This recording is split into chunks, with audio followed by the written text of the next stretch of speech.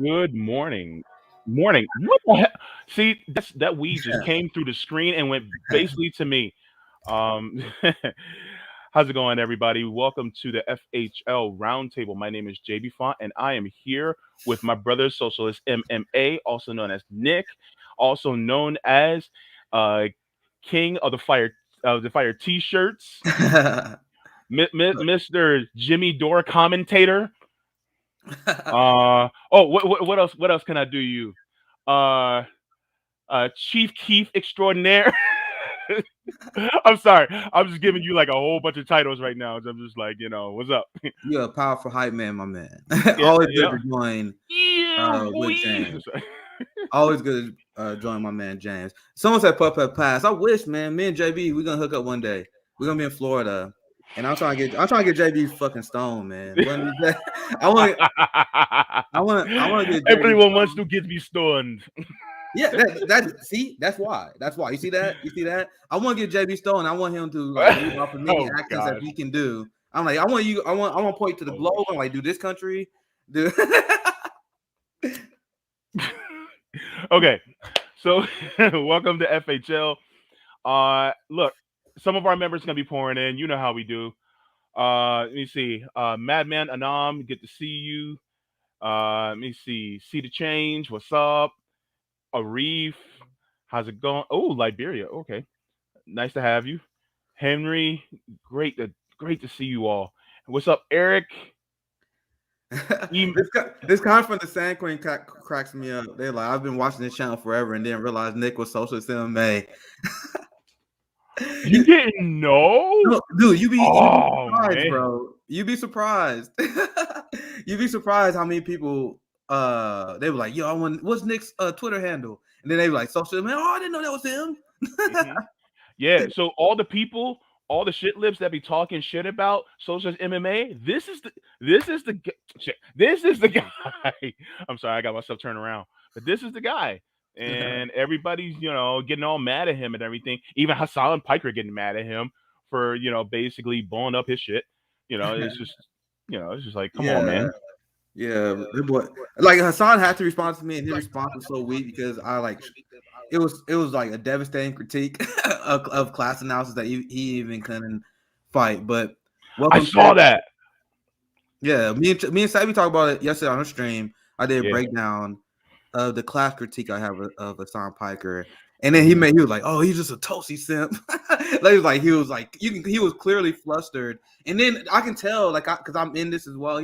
There was a moment where he was trying to think of a counter, but he couldn't, so he kind of like moved on. And if you watch the clip, there was no point in which he actually kind of what says. He's just going on offensive, which is a badge of honor to me because there was like some Hasan fans like, "Yeah, Hasan got you, bro. Hasan roasted you on stream." I'm like, how? Where? But you know how simps are. People are loyal. No matter what Hasan said, they would be like, "Yo, Hasan got you, bro." So then I saw some people say that on Twitter. I was like, "Wait, what?"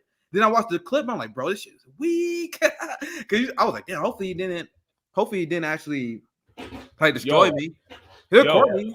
Hold up. This is big shout out to Courtney Banks here.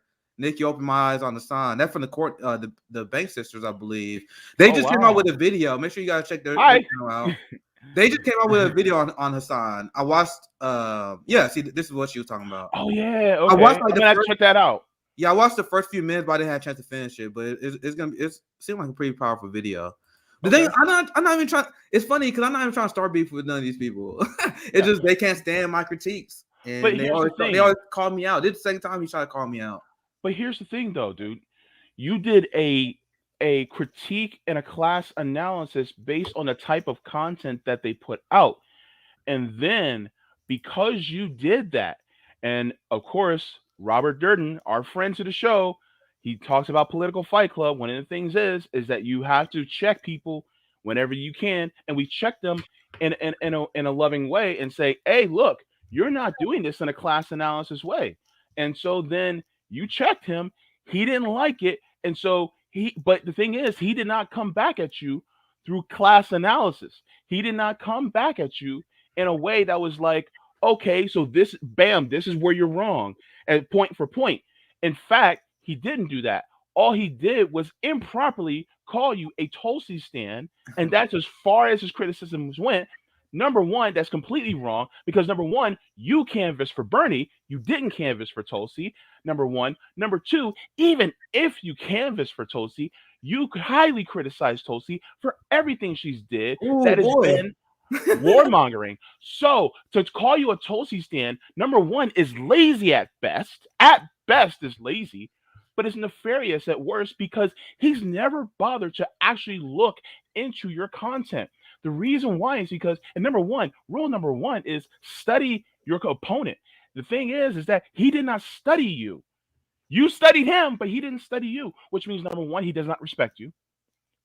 First off, number one. Number two, he's lazy because if he would have actually studied, if he would have just went just a peruse through your timeline, just a simple peruse, just use the scroller that he has on his probably really expensive computer. It's probably a Mac Pro or something, and he would have saw that, oh man, this guy is further to the left than me, and he actually critiques every single politician no matter what. So because of that, and he didn't watch Fred Hampton Leftists.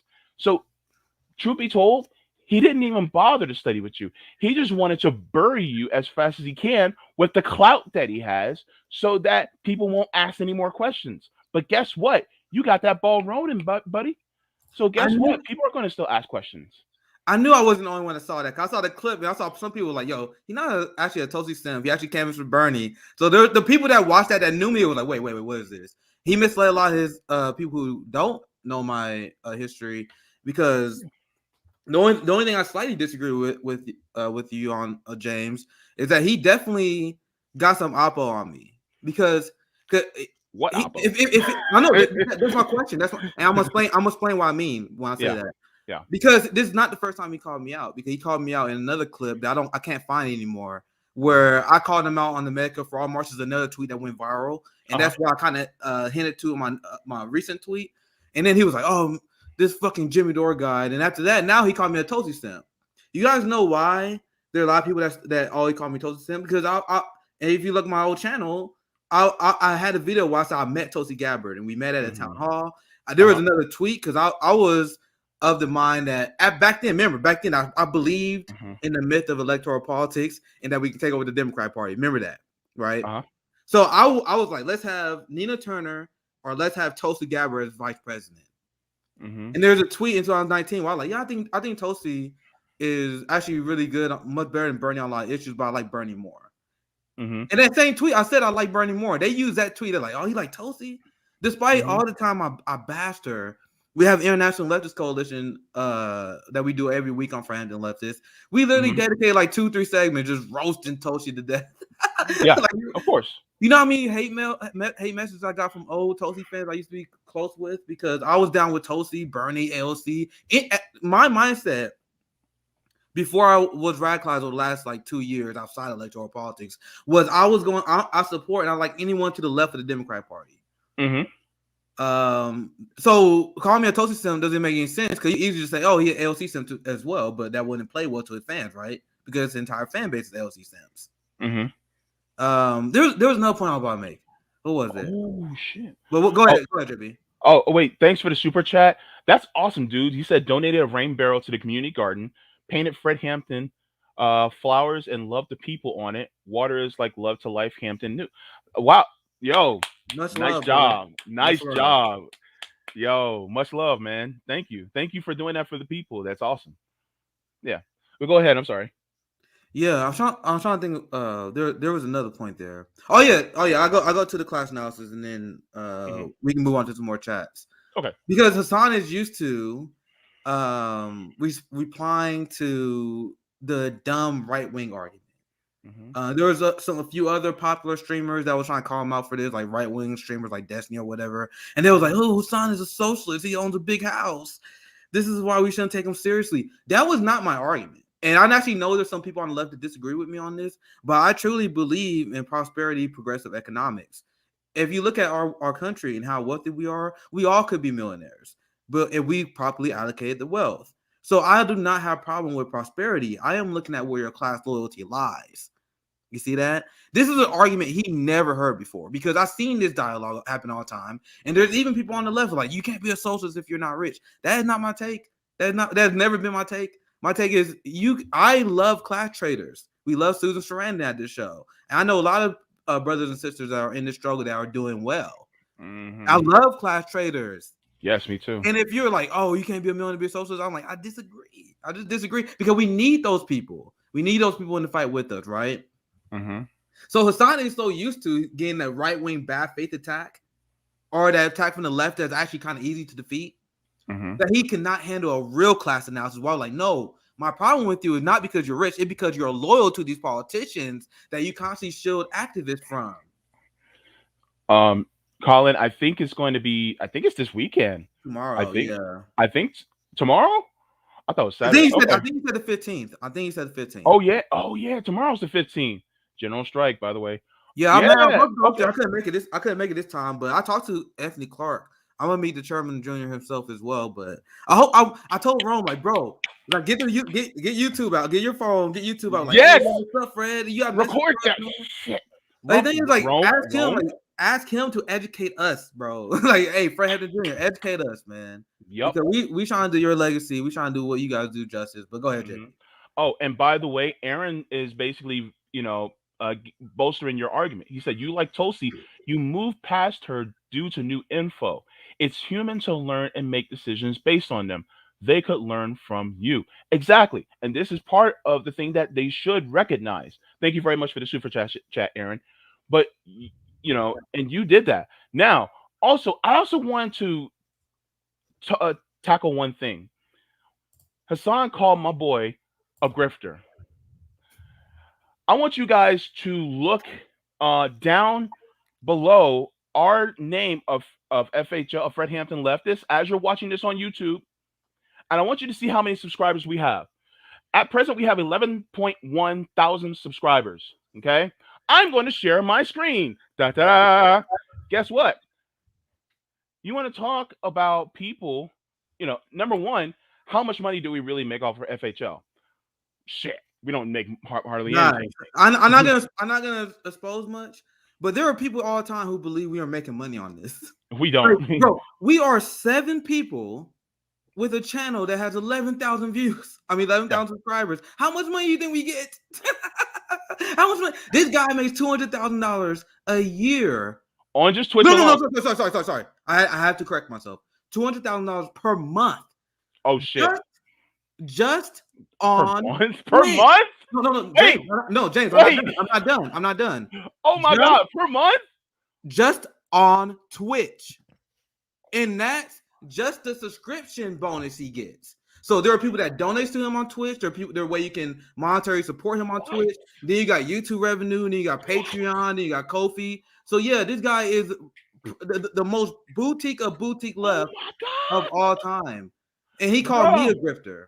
Bruh. So, and then look, 794,000 subs on YouTube alone, and you goddamn right he's monetized.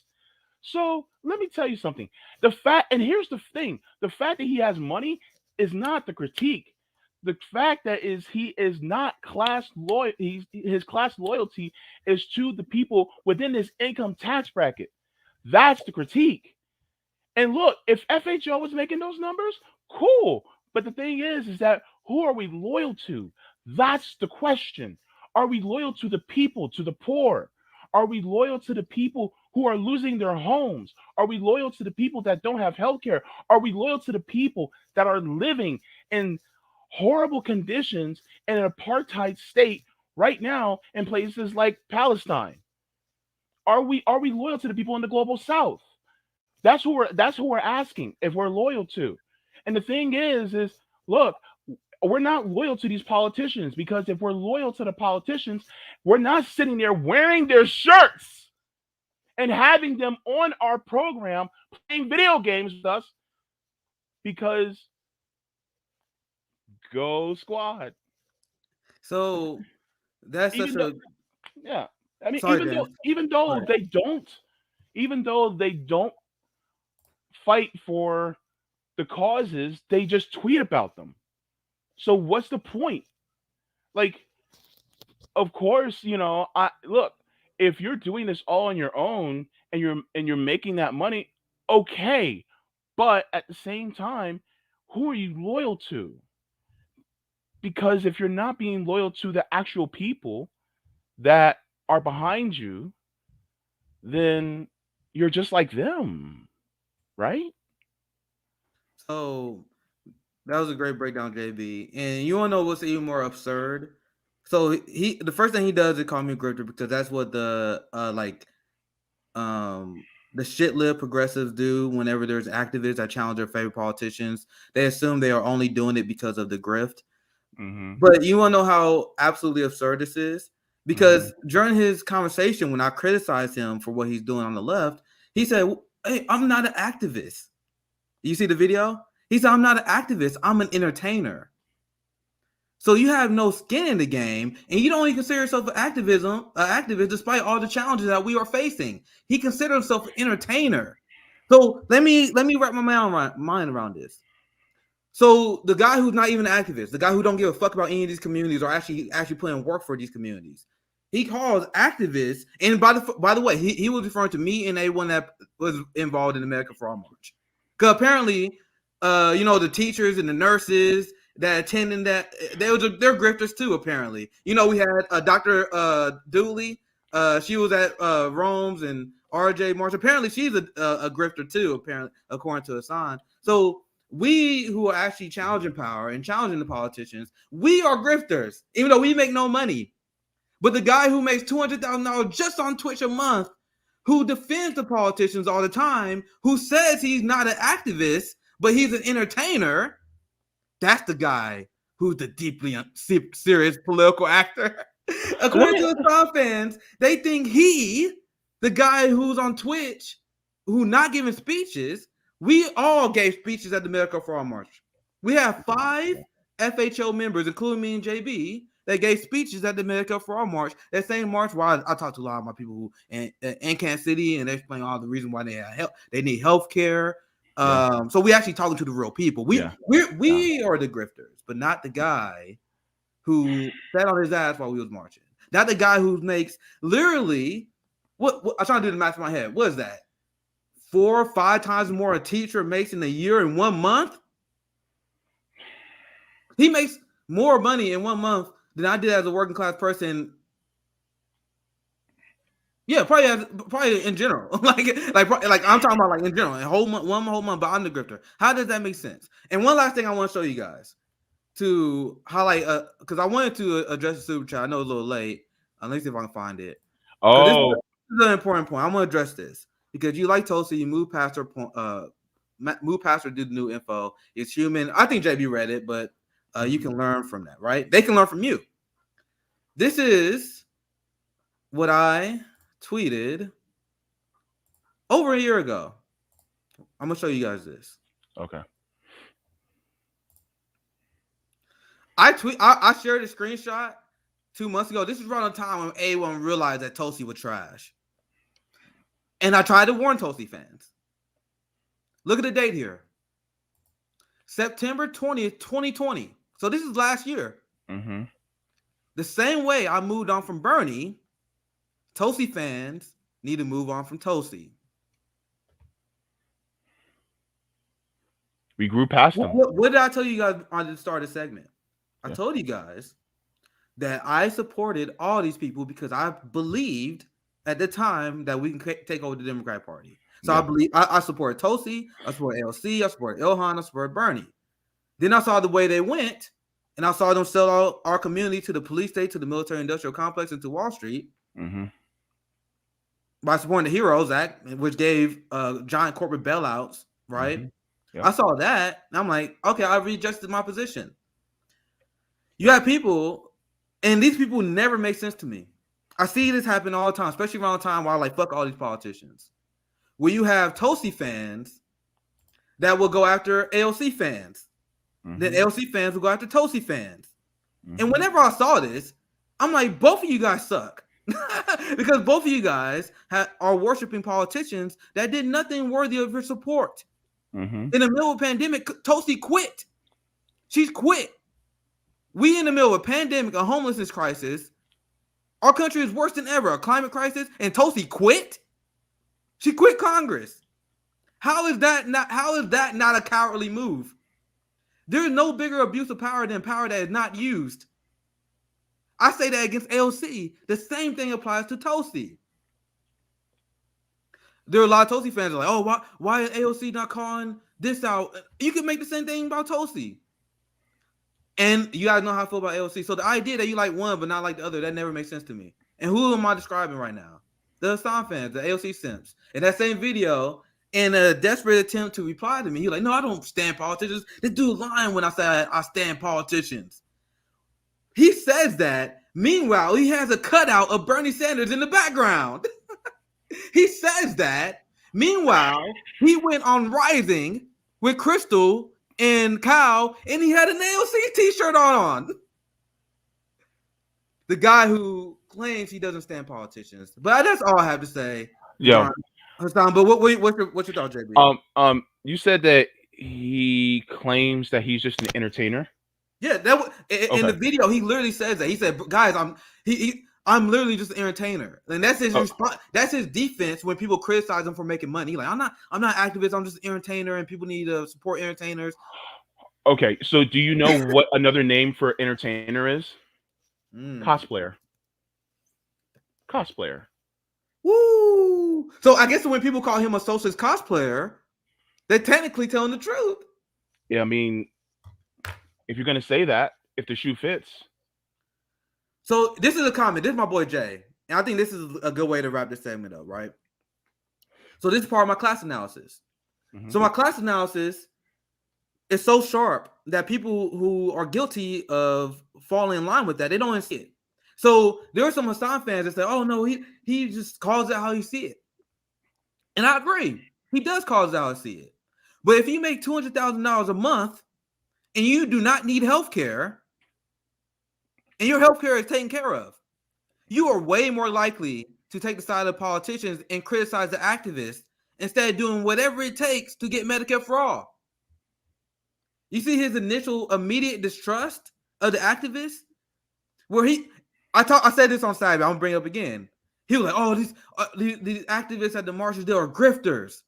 They're anti-vaxxers. You see how he brushing a broad brush over the working class. Once again, as someone who was actually at the marches, and James was at the marches, we talked to real people. Real people was at the march who went in healthcare, and they shared their story to me why they needed healthcare. Because I gave a speech, and a lot of people came up to me, right? This is the guy, Hasan. This is the people that Hasan just smeared at anti-vaxxers. And then, in another deeply dishonest way that misleads his audience, right? Mm-hmm. He said one of the speakers at the Medicare for All march didn't even support Medicare for All. Mm-hmm. Now, let me explain to you guys how nefarious of a lie this is. The person he was referring to was my friend Fiorella Isabel on the Convo Couch. I see her make criticisms of Medicare for All because she supports national healthcare system. Like so me. She is just like me. At A1 at Fred Hampton Leftists, Medicare for All is the compromise position. And that is her position as far as I know. And if Fiorella, if I'm misrepresenting your position, I deeply apologize. But I've seen you talk on this. So her position is we should have a national healthcare system. So Hasan said she does not support Medicare for All. Do you see how dishonest this is? That's like saying because Bernie Sanders supports Medicare for All, that he doesn't support a public option. You guys see how dishonest it is? That's like saying because AOC or Bernie supports Medicare for All, they don't support lowering Medicare for Medicare to 60. So she is to the left of the policy demand. And she giving a speech at the rally because it's clear that she's like, all right, at least this concession is good. But Hasan misleads his fan base into thinking that she doesn't support Medicare for All because she's a right-winger. These are not honest mistakes. We make honest mistakes on FHL. That is a nefarious lie. That's all I have. Yeah. But I just want you guys to know who we're dealing with. Yeah. And this is why the U.S. left is deeply unserious, because this guy gets more views in probably 10 minutes than we do in our entire channel in a month.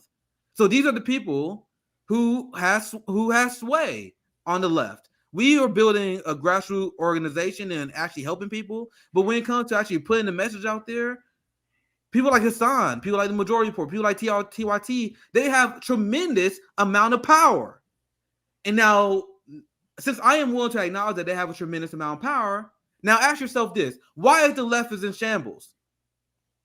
Because people like Hasan, people like TYT, people like Sam Cedar, people like David Pacman, these people who have wide reach enough that can actually affect the masses, they have led the left off a cliff. Imagine if Fred Hampton leftists had that. Imagine the mutual aid programs and networks that we could develop on 100,000 subscribers, let alone 900, let alone on Twitch. Do you see what Rome does with Tour for the Poor? I told you guys this before. When Fred Hampton leftists grows, that's going to grow exponentially. Like if Fred Hampton leftists had 500,000 subscribers on YouTube and we actually put in a lot of revenue, bro, that creates a situation where we can have mutual aid networks running throughout the country. I talked about this with Rome and CJ. That's the future of Fred Hampton leftists. Not buying $1 million condo in California like your boy Hasan did. That's the criticism. If FHO ever blows up, we will have a large mutual aid network the like we've never seen before. Because no one at Fred Hampton leftists is in this to make money. I am a socialist at heart. I do not like material goods. Ask anyone that knows me. I live a very cheap life. I don't care about materialism. Money to me is a path to liberation and freedom. So money is a path for I can chill and play martial art and smoke some weed. Money, I don't care about the power aspect of money because I am anti-capitalist. I am a socialist at heart.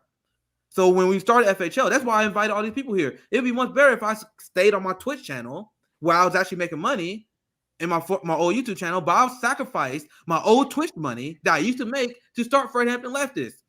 I made way less money than I did now than I did last week being a solo streamer because this is way more important to me than making money. But Hasan thinks we're the grifters. What does that say about him? Let's get in some chat, JB. You got anything any chat you see? We can read some chats and we wait some more people getting here. Yep, definitely. First off, I want to say what's up to Rob Durden. He's been in the chat. He said these guys spit truth constantly. I love Robert, man. True political kung fu masters. Look, Robert's our brother over here. He's our brother from another mother, and I always joke that Misty and like Robert like honorary FHL members. Yeah. They're awesome. Speaking of which, speaking of an angel and she shall appear. Quaker socialist. She's totally for the National Health Service, 100%. Yes, absolutely. Like, and look, to your point, Hasan will attack QKR. Hasan will be like, QKR don't believe in Medicare for all. That's how absurd that attack is. But his audience who don't know him better, if you don't know Fiorella and you hear him say that from Hasan, they're like, oh shit, the Medicare for all march was unserious. Because they don't have people that see. You see why it's imperative for us to call these people out and debunk them. That's like saying that oh my God, what do you call those things? Okay, that's like saying that you're against putting people to live in shipping containers only because you don't want to put them in shipping containers. You want to put them in actual housing. It's like, oh, he's against making houses out of shipping containers. You're damn right, because guess what? We got 18 million other regular homes for people out there. So that's what I'm saying. That's of course. They're saying, hey, yo, people at FHL, they're against a $15 minimum wage because we think the minimum wage should be $25 an hour. Exactly. Exactly. Look, come over to the left side. Come on over to the left side. We have cookies. They got weed in them. Come on to the left side. And that's why the Hasan thing was so hilarious, because you can tell that Hasan is never used to a left criticism of him. But Rome, my man, what you doing, bro? Rome, come on, man. I'm at the train station, man. Getting ready to hit Chicago. Oh shit! Tell the people who watching. We got a decent amount of people in here. Tell the people who you about to meet, Rome. Tell us a story. So it's a get together for the Black Panthers and whatnot. I'm gonna talk to Fred Hampton Jr. about the future of what we got going on and what we can do to help save the house and just trying to keep Fred Hampton name alive. So it's a lot of big things. I know I'm seeming like I'm whispering as well, but it's a lot of big things, and hopefully I get to get him on camera. Hey, Rome, I'm gonna tell you this. All right, look, you better get Fred Hampton Jr. on video. If not, I'm gonna come over and I'm gonna kick your ass. Yeah, I'm trying. I'm trying. It's like everything's so secretive. It's like it's hard to get in these spaces, but we gotta make our way. Yeah, Make our way in some way somehow. yeah. Because you know what, you're ultimately doing this because you care about humanity and you Yeah, want to teach people in the best way possible. And this is the whole reason why you're going.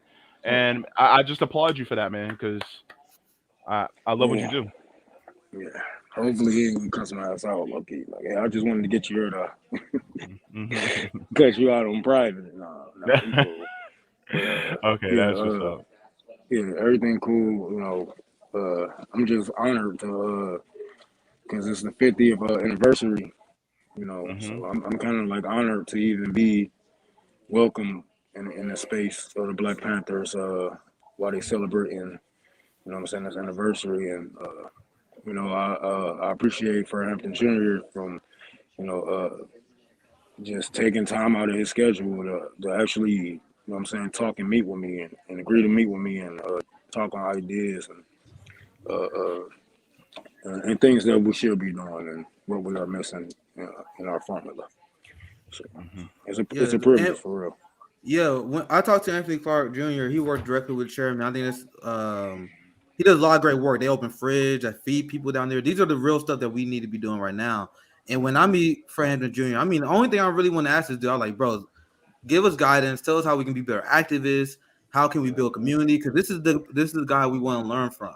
Hmm.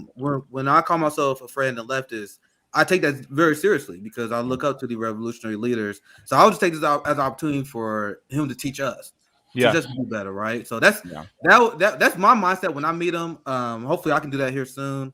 I couldn't make it this time because fucking shit's crazy for me. But I'm looking forward to hearing about the story from you, Rome. Um, also got Sabby's in the I'm house. gonna be. Hey, Savage. Fabi. Doobie doobie doo.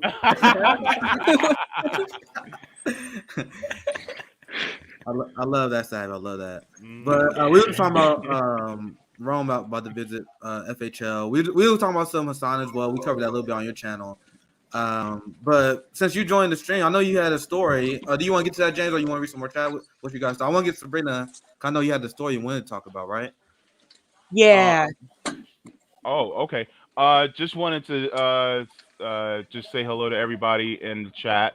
Um, we so you guys Roman Sabby just joined, but we were talking. We were basically putting Hasan Piker on blast because of his response, and I didn't get a chance to respond yet. So I basically gave my response, and James got me started. I didn't mean to. Look, I was not trying to talk about this at all. It's just it came up, and it just organically just it's look. Conversations with me and Nick are like love. It It is just how it is, happens. bro. It is It how just it is. happens. It just does. But but wait. Hold on. No Quaker socials. I didn't see it. I didn't see it. I'm sorry. I'm sorry. I didn't see it. Boo boo. No. No, we did. I didn't see it. Um, but yeah. If somebody else can find it, because it's probably gone by now. I can't scroll back up that far. But yeah. I wanted to talk about. Hold on. Let me. No. Okay. All right. Perfect. I hope that we don't get a copyright strike for this though. I don't know if I should play it though. I don't know. It's a It's on news. YouTube. It's on YouTube. It's on Twitter. I don't know. Oh, it's on Twitter. Don't worry about it. I Okay. think. I don't know how the rules work, but I know if it's YouTube, they might take that shit down. Look, it's Well, from is it's there from music? no. It's Oh. just it's a report from ABC News. Yeah, I think you're good. I think Oh, you're you should be good. fine. Okay. All right. Okay. And now you guys probably saw this already, but it is what it is. All right. I'm about to share it. Yep. In a wave of labor stoppages across the strike at John Deere, just the latest in a wave of labor stoppages across the country. There is a new militant spirit in the American workforce. Workers want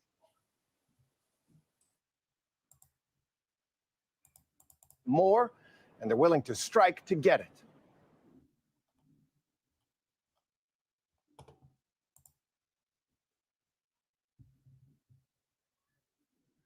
This morning, 10,000 workers at John Deere hit the picket lines in Iowa, Illinois, and Kansas. They argued that even as the agricultural equipment company's profits grew by 61% in recent years, and their CEO's salary grew by 160% during the pandemic, their pay has actually been cut. We need to let them know that they can't continue to take our money and take our money and take our money. Across the country, labor is on the march. In California and Oregon, 24,000 nurses and other healthcare workers at Kaiser Permanente voted to authorize a strike over pay and better working conditions. So 160% raise? 160%? You got to be kidding me. That's during the pandemic, though. That's crazy, man. Like, what in the hell? Well, CEOs got richer during the pandemic. Remember that study? Remember that study that came out saying that CEOs, they made 1.6 trillion. What it was, and workers lost 1.6 trillion. This stuff is just not a coincidence, man. You know. Damn. All right, let me continue. Meanwhile, union workers at Kellogg's cereal plants have been on strike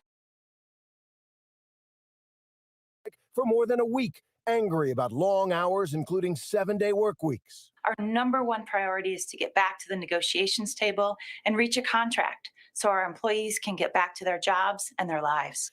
And soon, Hollywood may see a walkout. 60,000 film and TV crew members could walk off the job Monday over what they claim are unfair working conditions. Our hours are really grueling, and we need not just rest between the workdays and over the weekend. That's basic shit. Just basic shit. But an actual meal break during the day. And across the country, a record number of workers are quitting their jobs. 4.3 million Americans, or 2.9%. Stop throttling my internet. Percent of the workforce left their jobs in August. Many are looking for Damn Spectrum. better work conditions and pay, especially with inflation on the rise. Let's go. I think you can start the video. I think we got good content. Several are driving all of this as the pandemic comes to an end. Companies are seeing sky-high demand and very tight labor markets. They're having trouble filling jobs. Workers notice that top executives and bosses are getting paid. And so for the first time in a long, long time, workers have the upper hand. Robin? They've had enough. You're damn right, Robin. They did have enough. Mm-hmm. Sorry. I just, this shit chaps my ass, I'm telling you. General strike starts tomorrow. They're ahead of us. And if you guys notice, when they mention John Deere, 2 of those states are red states. And this is why I tell people, if you want to bring people together, you got to do it through labor, because that's something, forget Republican, Democrat, that's something we all have in common. I'm sorry, Nick, you were saying something? This is late stage capitalism is starting to fall apart. And you guys mentioned the insane CEO pay that's going on. You guys know that the top 1% owns more money than the entire middle class of America. How is that sustainable? How is that sustainable? Do you guys know income inequality right now is worse than the era of the serfdom? How is this sustainable? Capitalists are deeply, deeply unserious people. They got a system that is funneling money to a very small group of people who then do not even pay taxes on the money because you got a ton of offshore accounts, right? Yep. You got people like Jeff Bezos who pay no fucking federal income tax. They got the most money. Elon Musk pays no taxes. Nice. This is the system that you guys set up, and this is Striketober that we see right now. This came out of there is 100 100,000 workers that are authorizing work strike stoppages right now. And things are going to get worse, guys. Do you guys think shit gonna get better? You guys think that billionaires gonna wake up one day like, oh, let's pay the workers? No, because they gotta continually make more profit. Yep. And once you maximize your market value for the product you're selling, you got to get the revenue from somewhere. You get the rest of the revenue you get by cutting corners on regulations. That's why they send lobbyists to Wall Street. I'm sorry, to Washington. And then the other large percent comes from the labor value they steal from you. Yep. And they will continue to get more and more and more and more until they get to the point where we are right now. 1% have more wealth than the middle class. And trust me, they're still not satisfied. They're still not satisfied. Yep. They're not going to be happy too. That stat is 0.1% of America owns more money than the middle class. What are you laughing at, JB? What's going on? Jim Crow Joe Biden is in the chat saying, I outsource, he's yelling, by the way, I outsource manufacturing. Maybe if I outsource the service sector, you'll take the crumbs. Okay, I gotta say, I love to see everybody striking, and this is what I mean by if you were in Commie's Corner, you ever come in Commie's Corner, I talk a lot about the domino effect, and this is exactly what is happening. You know, people are seeing not only, okay, if Kellogg's are striking, we can strike. This is a good time to strike. We're going to strike, and it's going to happen like this through all these important, Rust Belt states. It's going to happen on the West Coast. It's going to keep happening because we're going to keep standing up. As long as we stand at the stand tall, and all we got to do is stand there with them people. They don't even know they're fighting for socialism. They don't know that they're fighting for workers' rights. So, yeah. Yeah. And don't be surprised if the tech industry is next, because I know people that work for Google, Facebook, and these people working like 70, 80 hours a week. Yeah, they make a lot of money, but if you're working 70, 80 hours a week and you make a lot of money, you don't have time to actually spend that money or to enjoy it. So don't be surprised if tech is next. And if tech is next, we're in trouble. Like seriously, I don't think people understand how big of an issue this is. I can even tell you, if you Google college presidents, you can see their salary online. And I can tell you there's a college president here in Boston that makes $2 million a year. I can tell you, as someone that works in higher ed, none of us that are staff make anywhere near close to that. Most of the time we're underpaid. You don't need to make $2 million a year. If you're president of the university pays for your house. So you don't even have to pay a mortgage. So why do you need $2 million a year? Man, dude, capitalists have taken over our society at every single level and made it shit. Because when I didn't even know that till you mention that now, Sabi. But when you have an executive that is making $2 million a year, do you guys really think he's working $2 million a year harder? How much more? That's like, I don't want to do the math, but you really think he's working that much times harder than the teachers that work under his system? There's literally no way. That's him stealing the value of the labor of the teachers, thus the community. You can take it that far. That's him stealing the value, the resources that you guys are pouring to the community that you think is going towards education, right? I'm not expert on education like Savvy, but it's like that's my first thought when I see that. That guy is robbing the entire community. Imagine his income, like, and all the executives, because I'm sure there's more of like that, Savvy. Like he's the one that make the most, but I'm sure there's people like probably that directly beneath him that makes an obscene amount of money too. Imagine if we actually had a system that makes sense, where we reallocate those resources where we can actually have a better community education system. Which means you provide more to the teachers, because if you provide more to the teachers, they will do a better job. This has been shown in study after study after study. Literally, giving more to your workers actually improve productivity. What other class in our society, or what other profession, I should say, in our society, do you think we should have at a higher level more than teachers? If there's anyone I want to be on top of their goddamn game, it's teachers. They should make as much as doctors, as far as I'm concerned. Because we can do it.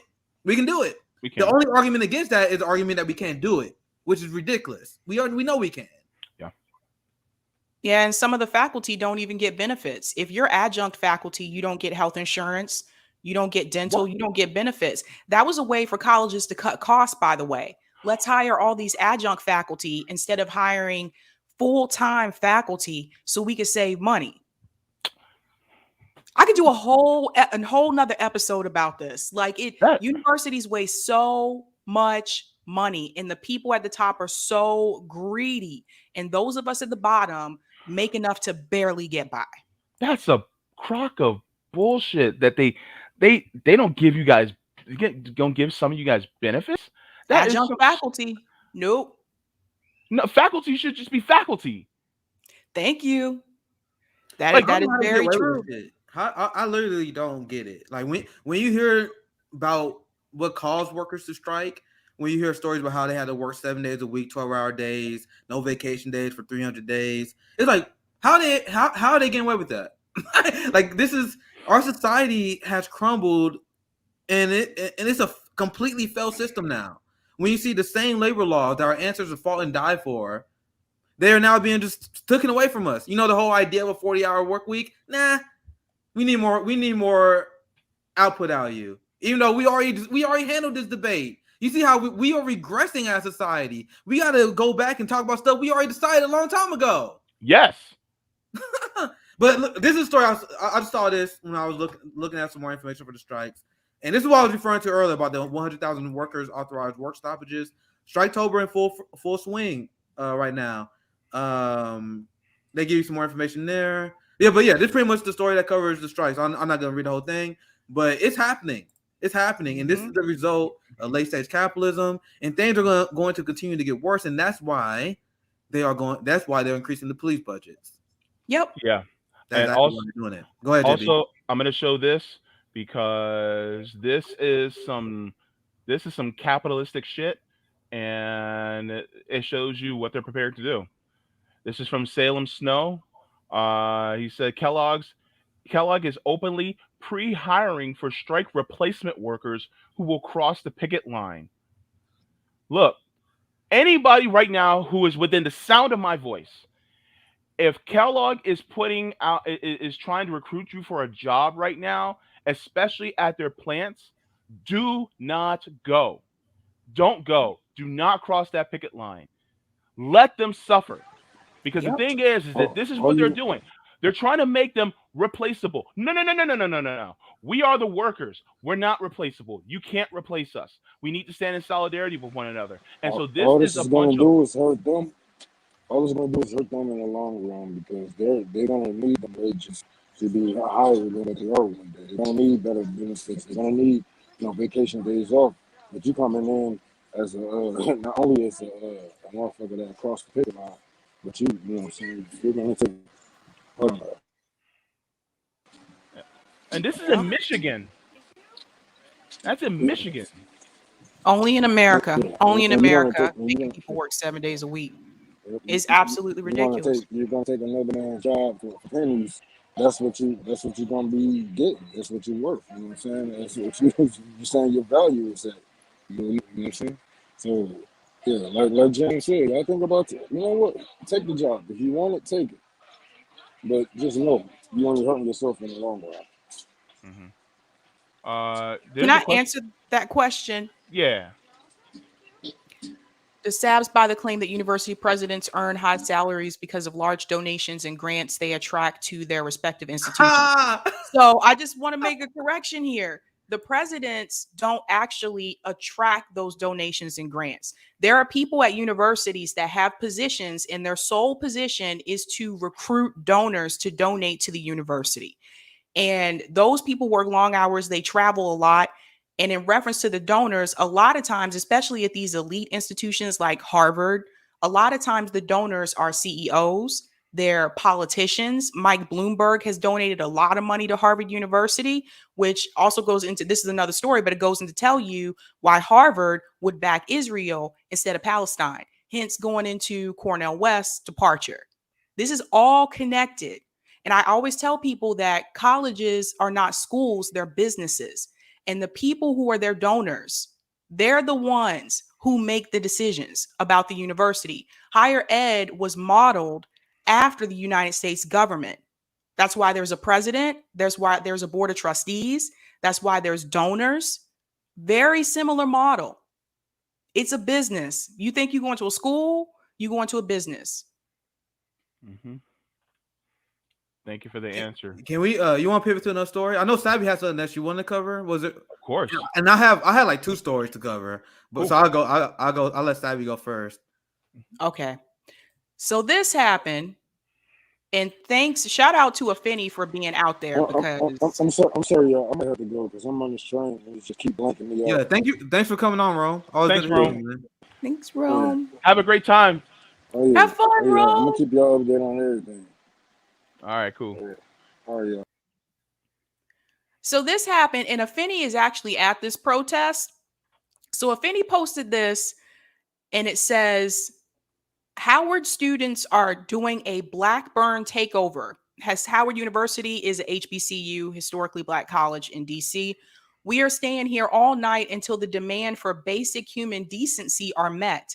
There are rats and roaches in the cafe, students without housing, and mold in the limited housing that is available. This is unacceptable. Hashtag fight back. And I'll play the video in a sec, but I retweeted this and I said, where are all the celebrities that went to Howard? The ones that like to brag about their alma mater when it's convenient. You have a lot of power. You can resolve the situation easily with your money. And the reason why I wanted to talk about this is because a lot of famous people went to Howard University. It's probably one of the most well-known HBCUs in the country. A lot of famous people went there. And the problem that HBCUs have had over time is funding.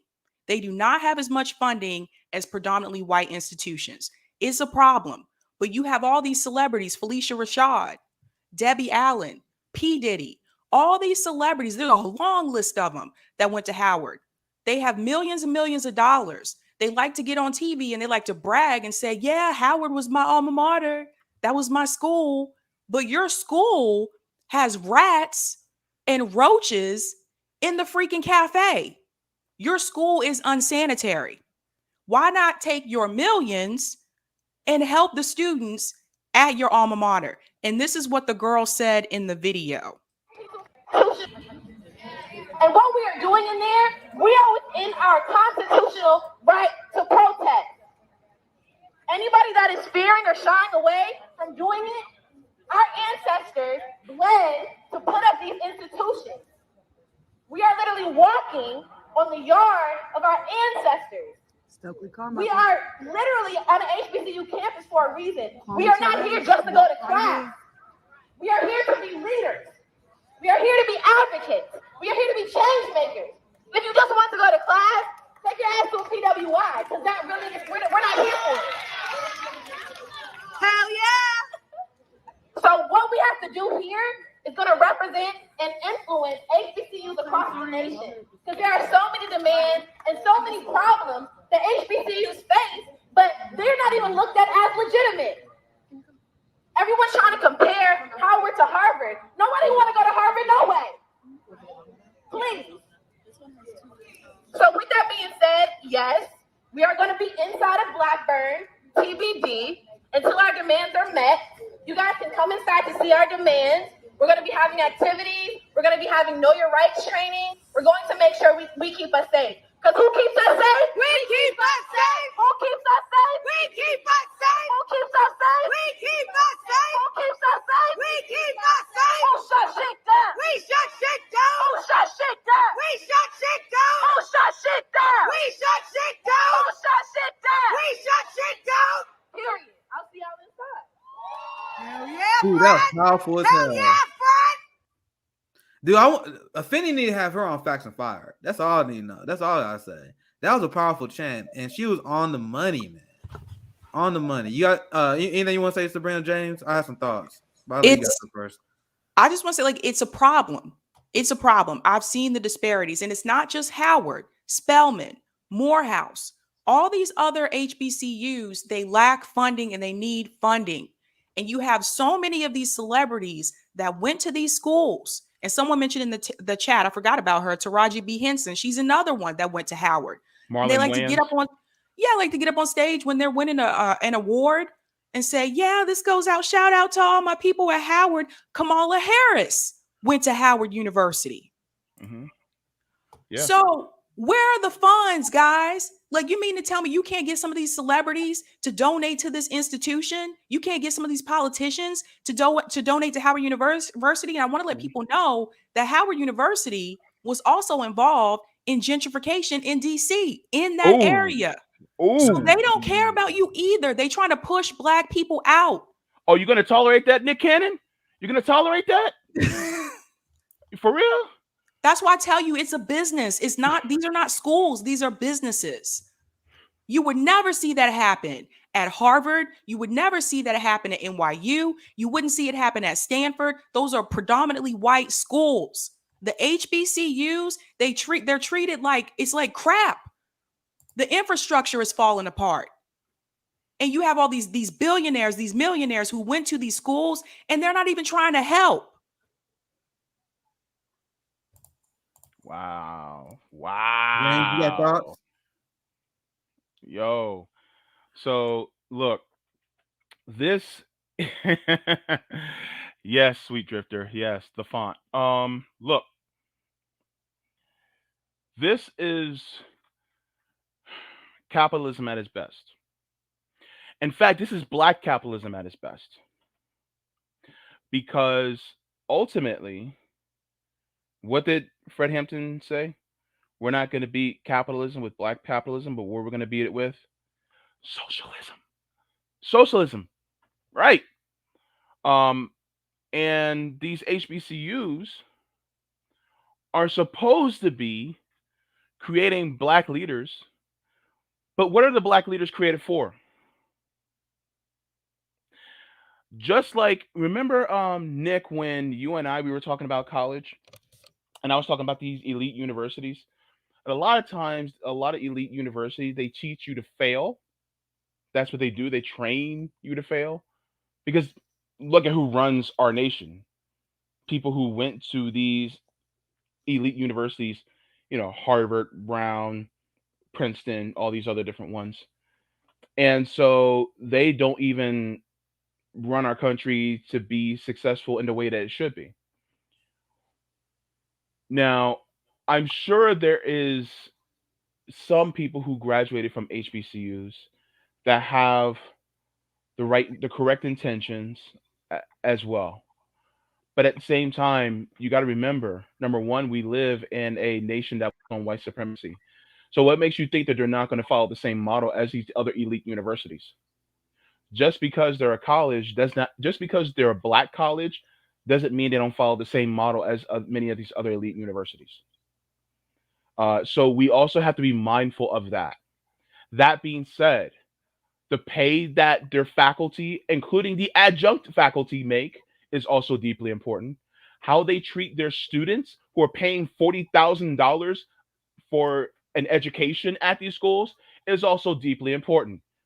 So yes, put all the celebrities who tout this school on blast, because if they want to really tout this school, then that means it should be a school that actually takes care of its students and its faculty from the janitor and up, from the people who keep the grounds clean and up, because there's absolutely no reason why people should have to endure rats and roaches in their cafe, and they should not endure mold in their living quarters, and every single student should be housed. Every single one, full stop. So, Howard, fix your shit.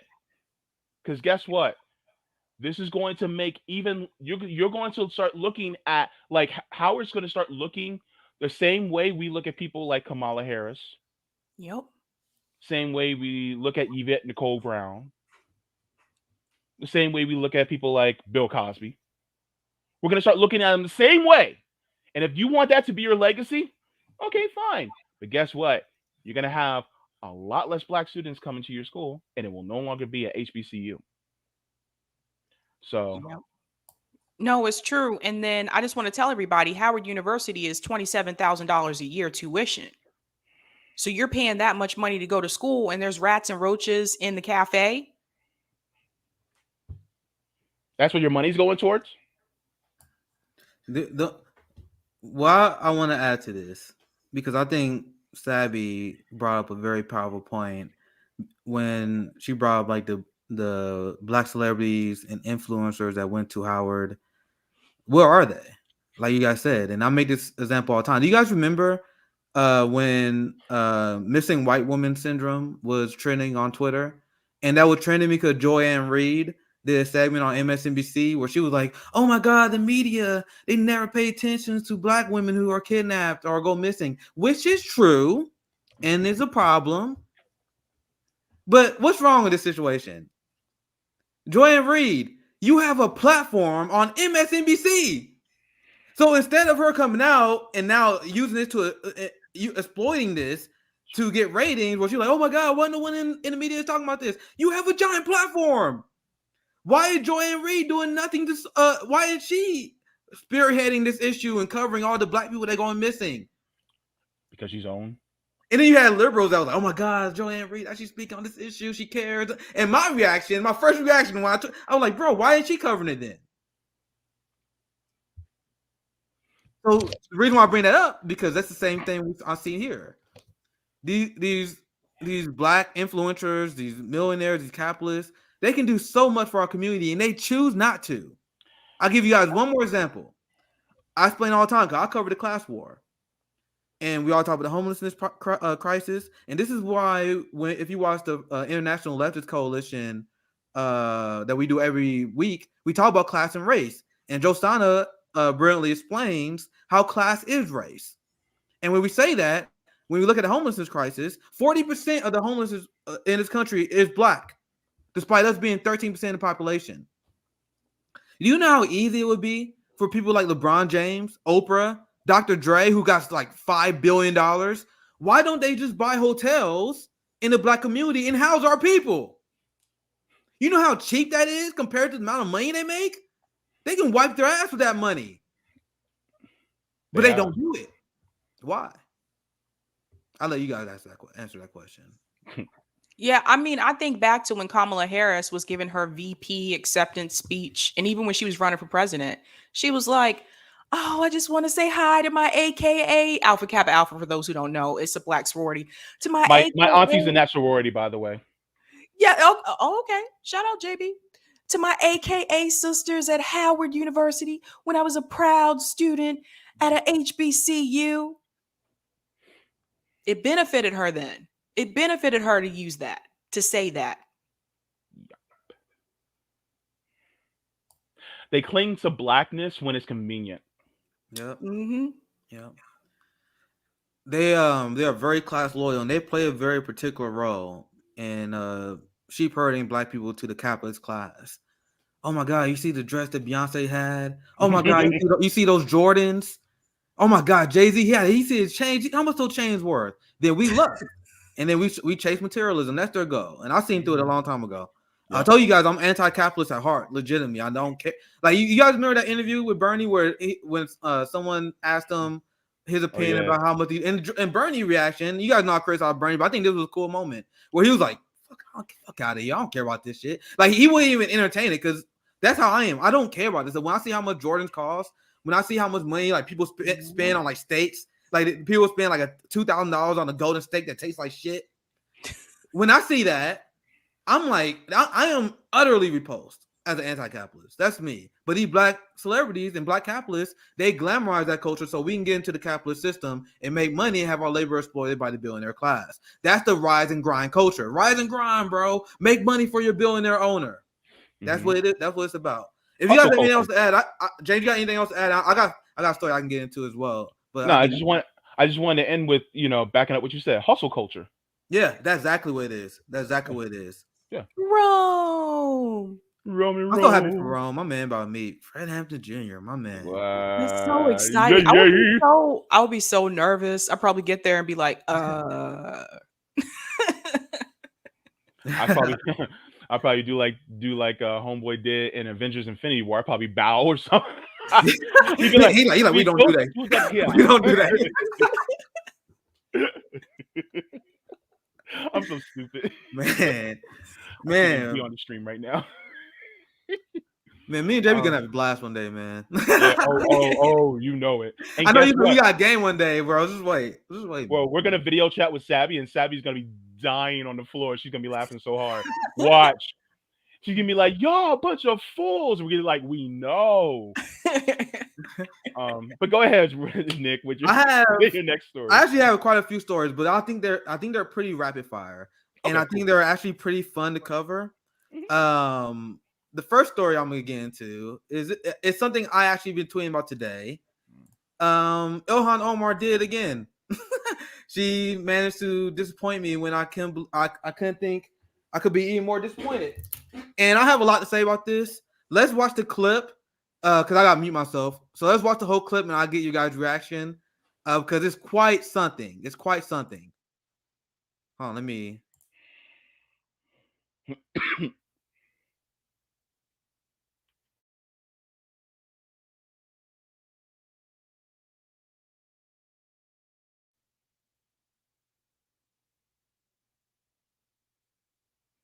Nick, you're muted, dude.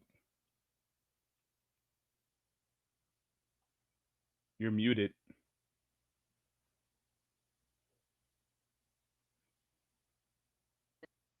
Can I ask you, in your book, you said that the person, dead or alive, you would most want to meet is Margaret Thatcher. And I'm just interested to hear why.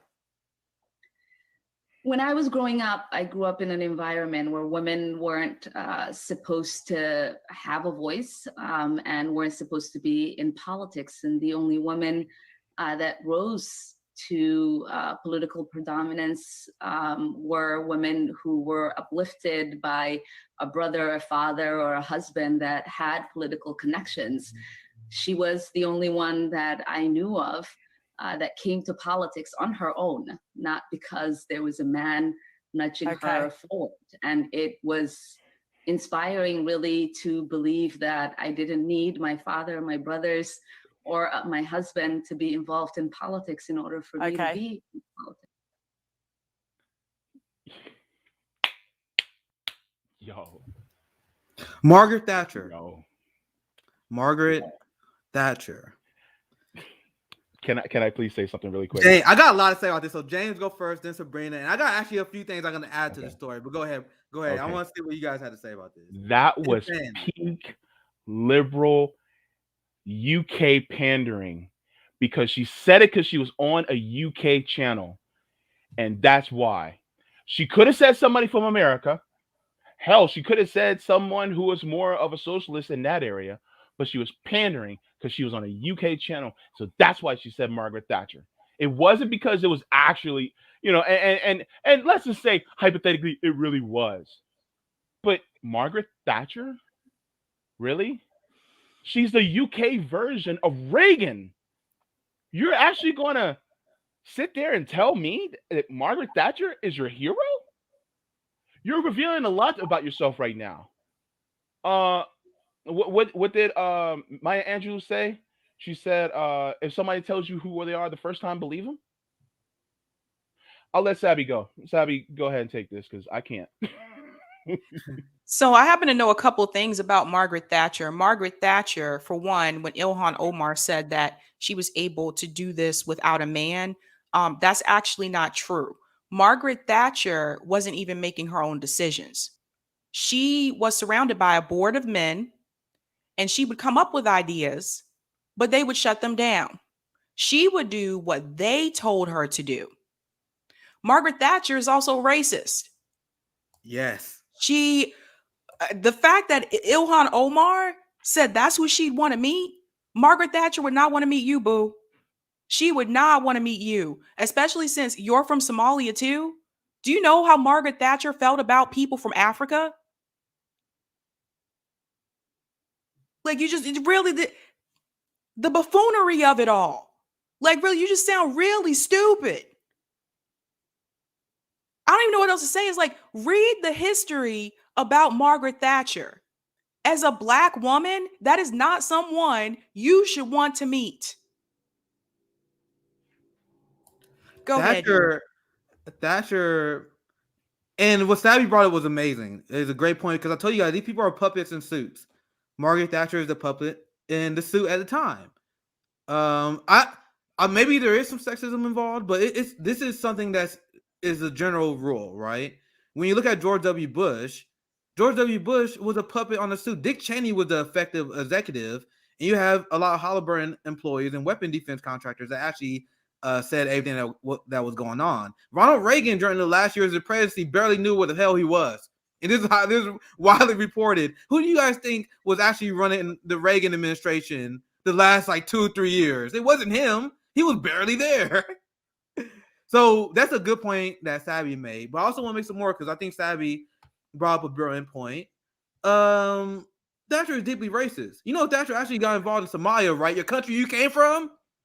You guys know that Margaret Thatcher, she put Nelson Mandela in his political organization that was fighting apartheid in South Africa. She designated them as terrorist groups. Here, let me show you guys this. Because I got some more things like I said I want to add to the story to let you guys know the absolute absurdity of this. Here it is. Designated Nelson Mandela and the ANC fighting the apartheid in South Africa as terrorists. And Ilhan's reaction was slay queen. This is the racism that you guys are referring to. Margaret Thatcher believes South Africa should be a whites-only state. Slay queen. This is who they defend. And I want to show you guys this. Samira Khan had a lot of good takes on this. How do you allow Hillary Clinton to outflank you on this issue? Hillary Clinton, by the way, has no right to criticize Margaret Thatcher. I'm glad she did, though. But let's be clear, she don't. But this is what Hillary Clinton said. Margaret Thatcher is not in my gutsy woman book because she didn't make a positive difference. How do you allow Hillary Clinton to outflank you on any issue? It's not me praising Hillary. It's just letting you know how far gone that Ilhan is. Everyone know how bad Margaret Thatcher is. Everyone knows how bad Margaret Thatcher is. I want to see if I can find that video. The video that was floating. Someone quoted because they were interviewing a lot of British people about how they felt about when she died. I'm gonna find that clip, but I'm gonna finish this here. Now, I'll show this other tweet for Samira because what Ilhan was saying was, she was a strong woman that did things that women never did before. And Savvy pointed out how that one of the reasons what she gave is untrue, the fact that she didn't rely on men, but also there's plenty of leaders you could have picked. Once, like JB said, she's pondering to the British audience because there's plenty of leaders.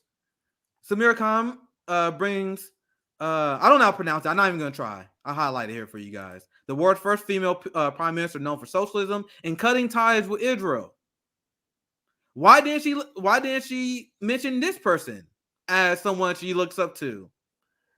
Samira goes on and give a lot more examples of a lot of great leftist leaders that she could have picked, but she didn't. So what is this? What is this? There's plenty of stories to back up in the BDC talking about Margaret Thatcher's racism or extreme anti-blackness. But slay queen. What you guys thought? I'm gonna see if I can find this video. What you guys thought? It was so bad to the point that the Queen actually had to speak to Margaret Thatcher about her views. That's how bad it was. And let's be real. I think we all know the royal family. They're not really trying to be friendly to black people. Let's just be real. So the Queen had to speak to her about it. I mean, of all the people, hell, you could have picked Idris Elba. I don't care. He's an actor. He's still better than Margaret Thatcher. Go meet him. I mean, crikey. What the? All the people, go meet the Spice Girls. Shit. Could have did, Scary Spice. At least she's black. No. Mel B is black. You could have said Mel B. I mean, I wish I could find a longer version, but whenever I talk about Thatcher, I feel like this video must be played because I think there's nothing. I think there's nothing wrong with mourning the death of evil people. I was trying to find a longer version of this video.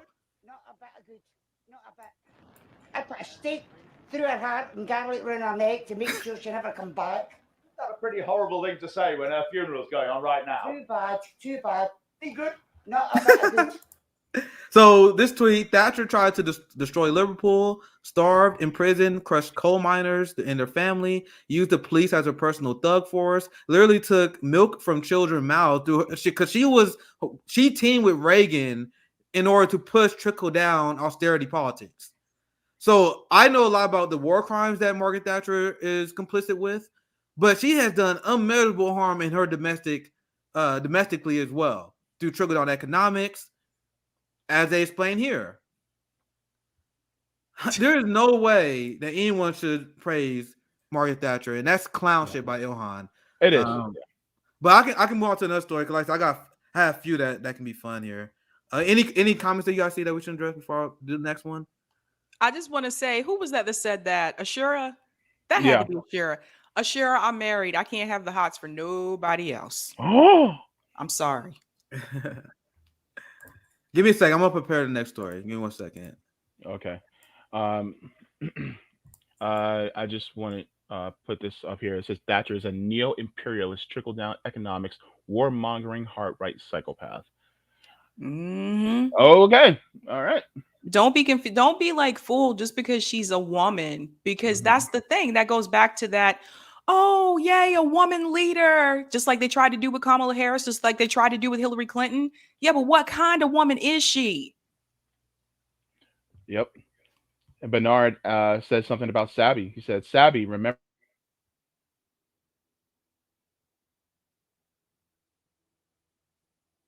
Oh, I lost JB, but I see it. Yeah, she did. That the squad is manufactured dissent. They were never ours. Yep. That's someone you should go meet, Ilhan. Cynthia McKinney. Go talk to her. That'd be a conversation I would love to see.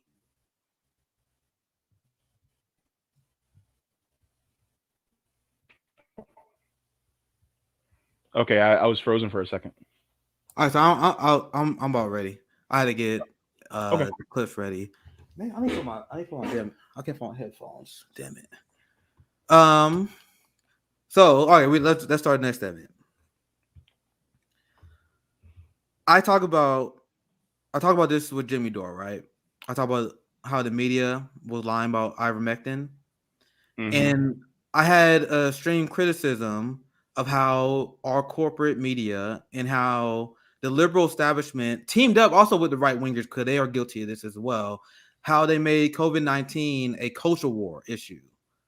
I just care about what's best for the public good, and I never had any interest in the culture war nonsense. Now, I talk about how the media led this mass psyop against ivermectin, and I think this is important because, once again, I am a media critic. I am an analysis. I analyze power and where they lie, right, and what they do to our public. Now, the lies they told regarding ivermectin was a mass psyop where they actually convinced people that a medicine that won Nobel Peace Prizes for what they did, what they accomplished. They got people to convince that it's actually not real treatment. Now, the reason why I'm bringing this up is because because liberals have Joe Rogan derangement syndrome, the same way that a lot of people had Jimmy Dore derangement syndrome. Now, I am a martial artist, so I knew Joe Rogan for a very, very long time. Like, I watched this podcast when they was in the double digits because I was in the MMA universe. So my take on Rogan, I'm not really that impressed by him. And it always kind of confused me when there were people that was outside the MMA community that watched his podcast, because I watched his podcast because his MMA podcast was really good. Like, he talked to a lot of fighters. You get a lot of good information on martial arts. Outside of that, it wasn't really that interesting to me. But that's just my personal opinion. But I do love his interview with martial artists. But he's giant now. He's much more corporate, so I kind of lost interest in Rogan for the most part. Very kind of milquetoast. He got a lot of takes I don't like, but there's one thing he did. He called out. He had the CNN guy, Sanjay Gupta, on CNN, and this is going around like crazy right now. He invited him on the podcast because the media smeared him the same way they smeared Jimmy Dore as using horse paste, right? So I guess I gotta give props to Sanjay Gupta for actually coming on the show because Joe Rogan called him out to his face for this, and he did not handle this well, and this makes CNN look so bad. This is why I'm covering this. If you guys wonder why I'm covering this, this shows how horrific CNN is. That they ran blatant lies to smear Joe Rogan and Jimmy Dore. Ooh. Now let me watch the video. I'm going to mute myself, so I'm not gonna say anything. This is very, very telling. Watch this video, guys. Oh, well, I got to see this. Mm-hmm. Horse dewormer's not a flattering thing. I get it's that. It's a lie. It's a lie on a news network, and it's a lie that's a willing. That's a lie that they're conscious of. It's not a mistake. Yeah, they're unfavorably framing it as veterinary medicine. Well, the FDA put this thing out. You saw that. Did you see that thing that the FDA put out? What did the FDA put out? It was a tweet, and it was snarky. I admit it. They said, "You are not a horse. You are not a cow. Stop taking this stuff," or something like that. Why would you say that when you're talking about a drug that's been given out to billions and billions of people? A drug that was responsible for one of the inventors of it making Nobel Prize in 2015. Yeah. No, a drug that has been shown to stop viral replication in vitro. You know that, right? Why would they lie and say that's horse dewormer? I can afford people medicine, motherfucker. This is ridiculous. It's just a lie. I don't think anyone is. But don't you think that a lie like that is dangerous on a news network when you know that they know they're lying? You know that they know that I took medicine. Like, here it is. This is ivermectin. You got this it with right you. Here. Somebody gave it to me. All right, hang on. The thing is, we're like going so fast. Like I feel like I'm missing. Do you think that's a problem that your news network lies? Well, I don't. Dude, I mean, what did they say? They lied and said I was taking horse dewormer. First of all, it was prescribed to me by a doctor. Yeah. Along they with shouldn't have said a it was bunch of other medications. If you got a human pill, because there were people that were taking it, the veterinary medication, and you're not, obviously you got it from a doctor, so that it shouldn't be called that. Ivermectin can be a very effective medication for parasitic disease, and as you say, it's probably, I think 250 million people have taken it around the world. More, I get that. Way more. So way more. Billions of people have taken it. Can I just come back to the one I want to talk about? Two things on you the ledger. You have, before we get to that, does it bother you that the news network you work for out and out lied, just outright lied about me taking horse dewormer? They shouldn't have said that. Why did they do that? I don't know. You didn't ask? You didn't think that was you're the medical guy over there. I didn't ask. I should have asked before. But they coming did on it your with podcast. such glee. No, yes, Joe. they did. I watched.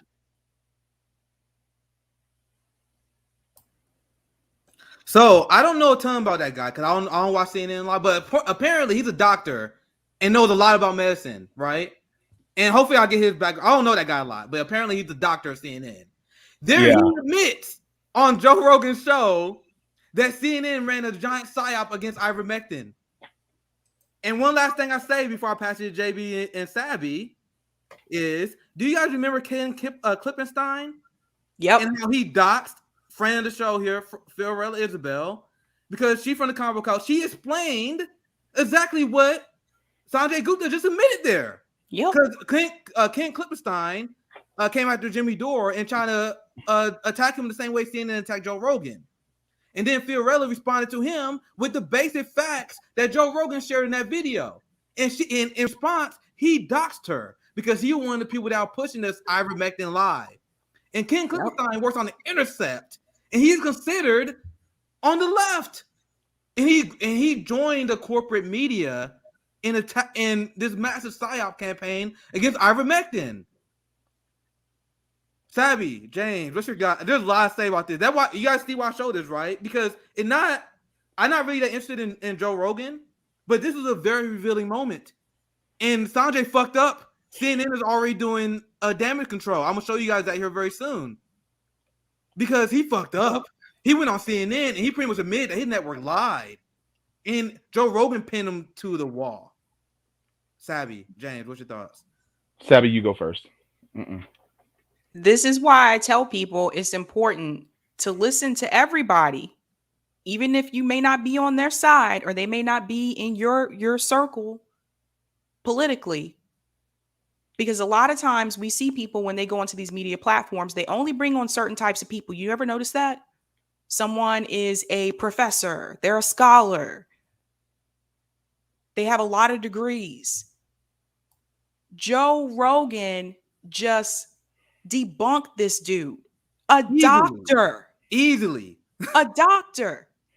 So don't think that just because he's a comedian that he doesn't know what he's talking about. And I don't agree with Joe Rogan on everything, but he was right about this. Also, take the inverse, Savvy. Just because there's a doctor on CNN doesn't mean you should listen to him. But sorry, Savvy, go ahead. But it goes both ways, right? Both ways, right? Yeah, and if he's a doctor on CNN, he's going to do the talking points that CNN wants him to do. He's going to follow their narrative. He's not going to go against CNN. That's why they bring him on. That's why they don't bring on people who are going to go against their narrative, especially if they say they're Democrats or they're on the left and they disagree with CNN. They're not going to bring those people on. That's why do you think, if you ever pay attention, people ask this, why does Jimmy Dore go on to Tucker Carlson's show? Because they bring him on. You don't never see CNN bring Jimmy on. You'll never see MSNBC bring him on. They're not going to, because they don't want their viewers to hear the truth. They don't want them to hear that. You got to wake up, guys. You got to wake up. This is why I was telling you, just because someone is a doctor, a scholar, a lawyer, that does not mean that they know everything. And it doesn't mean that they're right on every issue. And Joe Rogan just destroyed him. Watch Robert's video on ivermectin. I saw that video you talking about, Robert. I saw one of them, one of your response videos, because Robert knows what he's talking about, and he actually explains why the corporate media was lying and the psyop that was going on as well. Now, I ask you guys, what the hell is going on with Ken Klippenstein that is going on with the liberal establishment? That you have Ryan Grimm. He went along, and you go ahead, James. It's your turn. I just want to add a correction. I think Robert was talking about how his video talking about ivermectin. I'm not actually sure if it was that particular one. He got banned? But he talked about I was going to bring that up. He got banned for talking about it on YouTube, by the way. Wow. See, the thing is, if you're a leftist, bro, you gotta stand against this, man. Like, honestly, and I am not an advocate of any of these things. Ivermectin, whatever, you all make your own personal decision. I'm not telling you guys what to do. But I feel like my point of saying that is, no matter where you stand on this issue, you should be against that. Like, even if you're like, for whatever reason you hate ivermectin, like for whatever reason, you still should be like, whoa, what the hell? You can't talk about it? Mm-hmm. Like, even if you're on that side, you don't think that's shady. You don't think it's shady that you're not even allowed to talk about it. Yeah. That's ridiculous. But James, go ahead. Do you have anything else you want to add? Well, you touched on a very good point. And I'm gonna be real with y'all. We might get flagged for this video, by the way, because we talked about it, because we talked about the I word. But the fact that CNN lied on Joe Rogan like that tells you, number one, about the mainstream media. Number two, thing is that the mainstream media lied on Joe Rogan, and they're basically pushing the same thing that that many people, even on the left, are pushing. Now, here's the thing. People can have, choose whatever they want to do, and that's fine. But I mean, ultimately, oh, okay, cool. Thanks, Robert. You can choose whatever you want, but at the same time, are you okay with big tech basically censoring you when you're talking about things that that many people are questioning regarding scientifically? Because when it comes to science, you also need to question things. I mean, that's what scientists do. And also the fact that the mainstream media is also making it seem like somebody like Joe Rogan is some quack out there. Does he have some views that we disagree with? Definitely. But I mean, lying on someone, that's just not what a news organization is supposed to do. And You said, Nick, that they're trying to do damage control. I want to look into. I want to see what's going on as far as the damage control is concerned. Oh yeah, I got find. I had to find that. I want to show. Because there are a lot of people that was trying to say. I missed a tweet, but I was looking at some of the responses that they have. Let me see if I can find the video. There's this one here. Let me show you guys this. Sorry, I'll fucking mess Thanks, my Chris. tablet. But let me show you guys this video. This is for Tim Elliott. Let's listen to what Dr. Sanjay Gupta had to say to Don Lemon here. So very important. I know it's in large part a tongue-in-cheek interview, because it's Joe Rogan and there's a lot you're jockeying. Yeah, this is the video where they do damage control. Sorry, I'm gonna mute my mic real quick. So very important. I know it's in large part a tongue-in-cheek interview, because it's Joe Rogan and there's a lot you're jockeying back and forth. But he did say something about ivermectin that I think wasn't actually correct about CNN and lying. Okay, ivermectin is a drug that is commonly used as a horse dewormer. So it is not a lie to say that the drug is used as a horse dewormer. I think that's important, and it is not approved for COVID. Correct? That's right. That's correct. It is not approved for COVID. And you're right. I mean, the FDA even put out a statement saying, basically reminding people, it was a strange sort of message from the FDA, but they said, you're not a horse, you're not a cow, stop taking this stuff, is essentially what they said, referring to ivermectin. Now, I think what Joe's point is... It's been approved for humans, but not necessarily for COVID, right? Yeah. That's correct. It's been used for a parasitic disease, for something it's called river blindness, and it's been very effective for that. But just because it works for one thing doesn't mean it works for something else. And there's still a few ongoing clinical trials around ivermectin, but for the most part, if you look at the data, there's no evidence that it really works here. When Joe got sick, he took ivermectin. He also took monoclonal antibodies, which is, an infusion of these antibodies. So he took both those things. It's very likely it was the monoclonal antibodies that made him feel better so quickly. Sanjay, always a pleasure. I hope this was an easier experience than Joe Rogan. You held your own, though. It's very good. 3 hours. I mean, I don't think I've ever spoken to another human for 3 hours before just like that. It was really something. Sanjay, thank you. Best of luck with the... Shit, I do that all the time.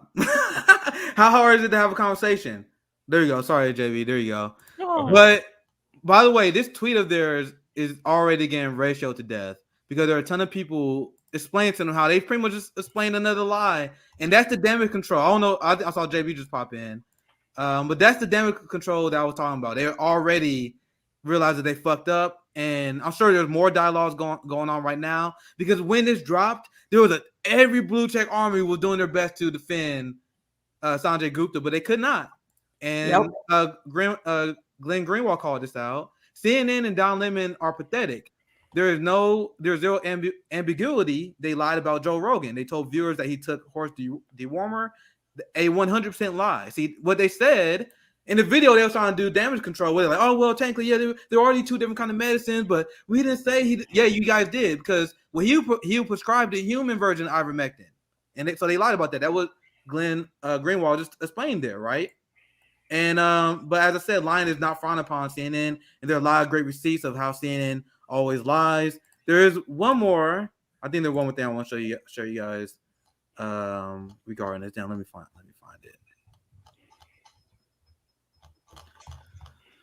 Damn. Sorry, my computer got messed up. I had to fucking close everything, so I had to find my tabs again. Oh well, I'll fuck that clip. I can't find it now. But anyway, you guys got any thoughts? I might be able to find it while you guys talk. Look at what Robert Durden said. What he said? Ivermectin is FDA approved and head lice in humans. So that was another lie, right? How you could tell they were lying on the video. You could tell they were lying on the video. Yeah, they got ratio that tweet. If you look at the tweet, there are a lot of people giving the examples why they lied. And remember what I said on Jimmy Dorian. I'm sorry, Stabby. I'll pass it to you. I think I know. But what I said on Jimmy, I said that I do not blame anyone for their personal decisions regarding COVID-19. I blame the ruling class that leads to mass distrust in media in the first place. That leads them not to do the best thing for society, whatever that is, right? And this is another example why. CNN, people see that they're lying. When people hear that they're lying about ivermectin, they're way less likely to trust them, even if they report on something good. Yep. But Sabby, sorry, I want to pass it to you. Anything else you want to add to this? Damn, man, I just want to remind everybody that Joe Biden is heavily funded by Big Pharma. So when Joe Biden puts out a national mandate for this, and try to be careful with the words, for this, for employers to do this, guys, it's all connected. They don't want you to know about this medication. They don't want you to know that it can help. This is the problem with politicians being connected to Big Pharma. I wonder how much money Pfizer has made. And we pay for it too. I found the video. The last thing I want to add to this segment, because I said on Jimmy Dore, the reason why people do not follow officials, whether they are right or not in the recommendation, is because of public trust. So this is it's kind of a quick, funny video I want to show you guys. It's funny, even though it's not supposed to be. Because here's Brian Stelter talking about how we're supposed to restore trust in the mass media. Listen to this. I'm not going to play the whole thing because it's 5 minutes, but this is comedy. Whenever anyone asks me about trust in media, I try to ask, what do they mean by media? Because everyone is a member of the media now. The media includes the New York Times and also a no-name blogger. So let me propose to you a different way to think about trust in media. Reporters versus repeaters. This brand new research by Gallup says American trust in the mass media is at its lowest point since 2016 and near a record low overall. Think about it. Almost everyone trusts some form of media. Everyone trusts something. It's just that many people trust CNN and many others trust Fox, even though we're not really two sides of the same coin. So it's obvious that when pollsters ask about the media as a whole, the results are abysmal. And that is in large part due to Republican sentiment. See, I didn't get my headphones so I can talk while I play the video because there's so many things wrong. He said there. I'm not playing the whole thing, but you guys see how the trust in media is low. Why do you think that is, Brian? And then he misleads his audience even more. Why he does it? Because he pretends, oh, it's just Fox News. That's why people don't trust the media. Bro, we just showed and explained how CNN led a mass psyop campaign and lied about ivermectin. So when people realize they lie about ivermectin, that is why they don't trust the media. You see how he spins it though? They will never admit that the reason why people don't trust the media is because they suck. Because you get way better news at Frank and Leftists on any of these independent left media shows, anyone that we have on this show, anyone can do a better job than CNN. James, it seemed like I said you had a strong reaction. What's your thoughts, bro? I would love to see the breakdown in trust in media by age group. Because that would also give a great indicator. Because we're not the Walter Cronkite, Dan Rather generation. No, we're not that generation. So we're the ones who are looking behind the scenes. We're looking behind the curtain. We're going, okay, so you guys haven't been telling the truth at all about this. And so now we're seeing what's going on with media. And we're like, okay, we're about to bounce. We're going to go online and go to more trusted sources because you guys aren't taught. Look, we'll cover things on FHL that the media won't even touch. Yep. What does that tell you? Like tomorrow, October 15th, general strike. CNN's not covering that, are they? How early were we on a lot of these different strikes that are going on around the nation? Were they really talking about it on mainstream media? Hell, MSNBC, Fox, CNN, ABC, CBS, were you guys talking about that? Was it even just a more than 30 to 60 second segment on one of your programs? Come on now. So when people talk about, when Brian Stelter talks about, well, there actually still is trust in the media. Yeah, maybe for people that are old as my grandma who's 86. But the rest of the nation, most of us don't trust you. This is why a lot of us are actually cutting the cord to cable. Hello, cable news network. We don't care about cable anymore. In fact, that's why most of us don't even have cable anymore, because we don't watch you guys. You guys literally look. You mainstream media literally have to force yourself down our throats by putting it on our algorithm on YouTube.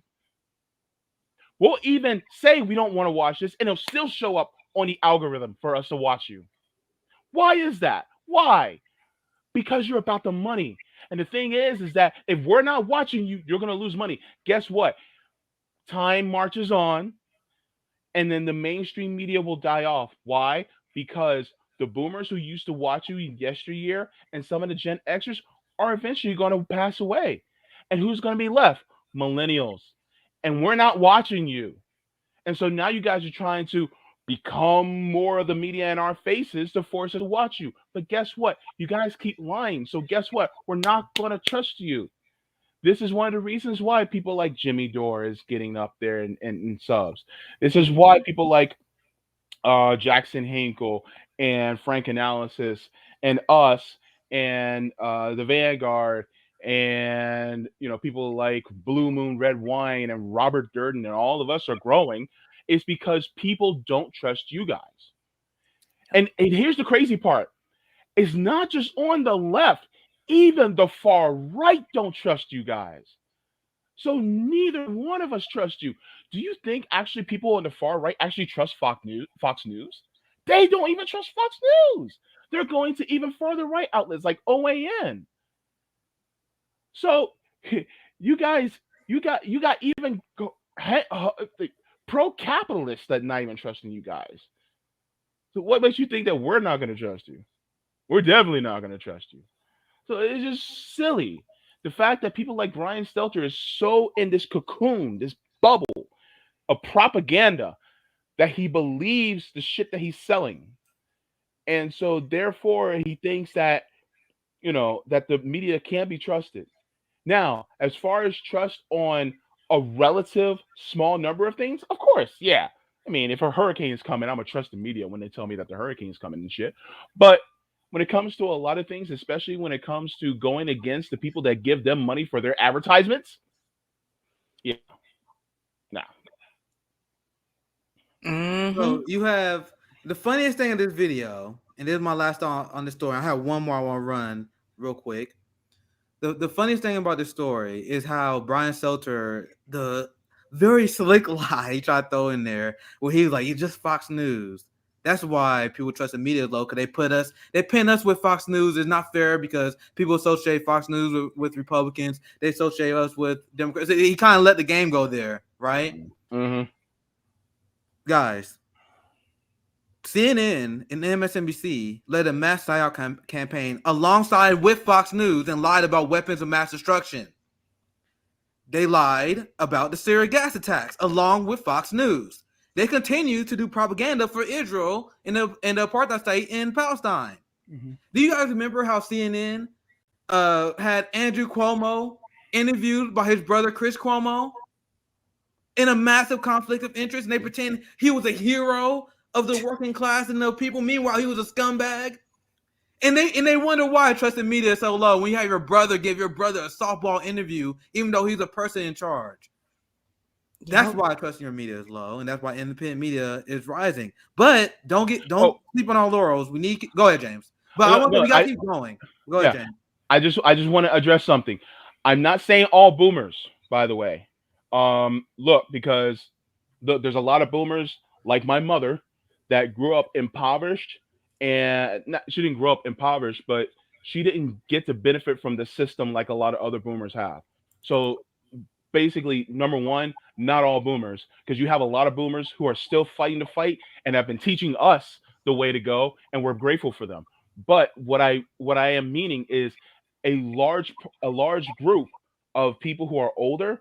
They come from that generation where if the TV told you something, Walter Cronkite said, and that's the news, and that's the way it is, and that's how you accept it as fact. It's not that way anymore, partially because laws have changed to hold them accountable. So that's one of the reasons why, and they never, like Rachel Maddow never actually says, oh, this is just infotainment. This isn't actual information.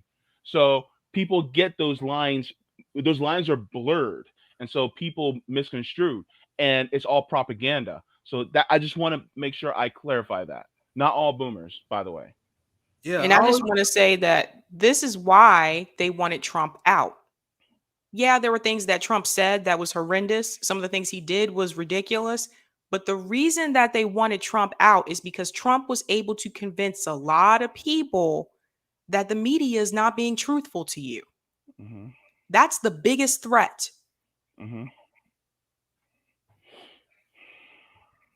I have one more story that I want to run. I think because I covered the class war, so I think it's crucial for me to cover this story today. Mm-hmm. So we have the reconciliation package. This thing getting whittled down. The infrastructure bill is getting whittled down. All this stuff. I lost interest because it doesn't address any of our real concerns, and also there's a lot of poison pills in here. And I admit, maybe I should have done a better job sniffing this kind of stuff out. But the ruling class is kind of making it easy. They out here admitting the horrific stuff that is in their bill. Mm-hmm. And this is just another example of class war. I'm going to show you guys this video, so I'm going to mute my mic, and then I'm going to dive in more into the story. This is another example of class war that is going on because now they want to make sure they audit poor people and make sure poor people are paying their taxes. Look at this video by Pelosi here.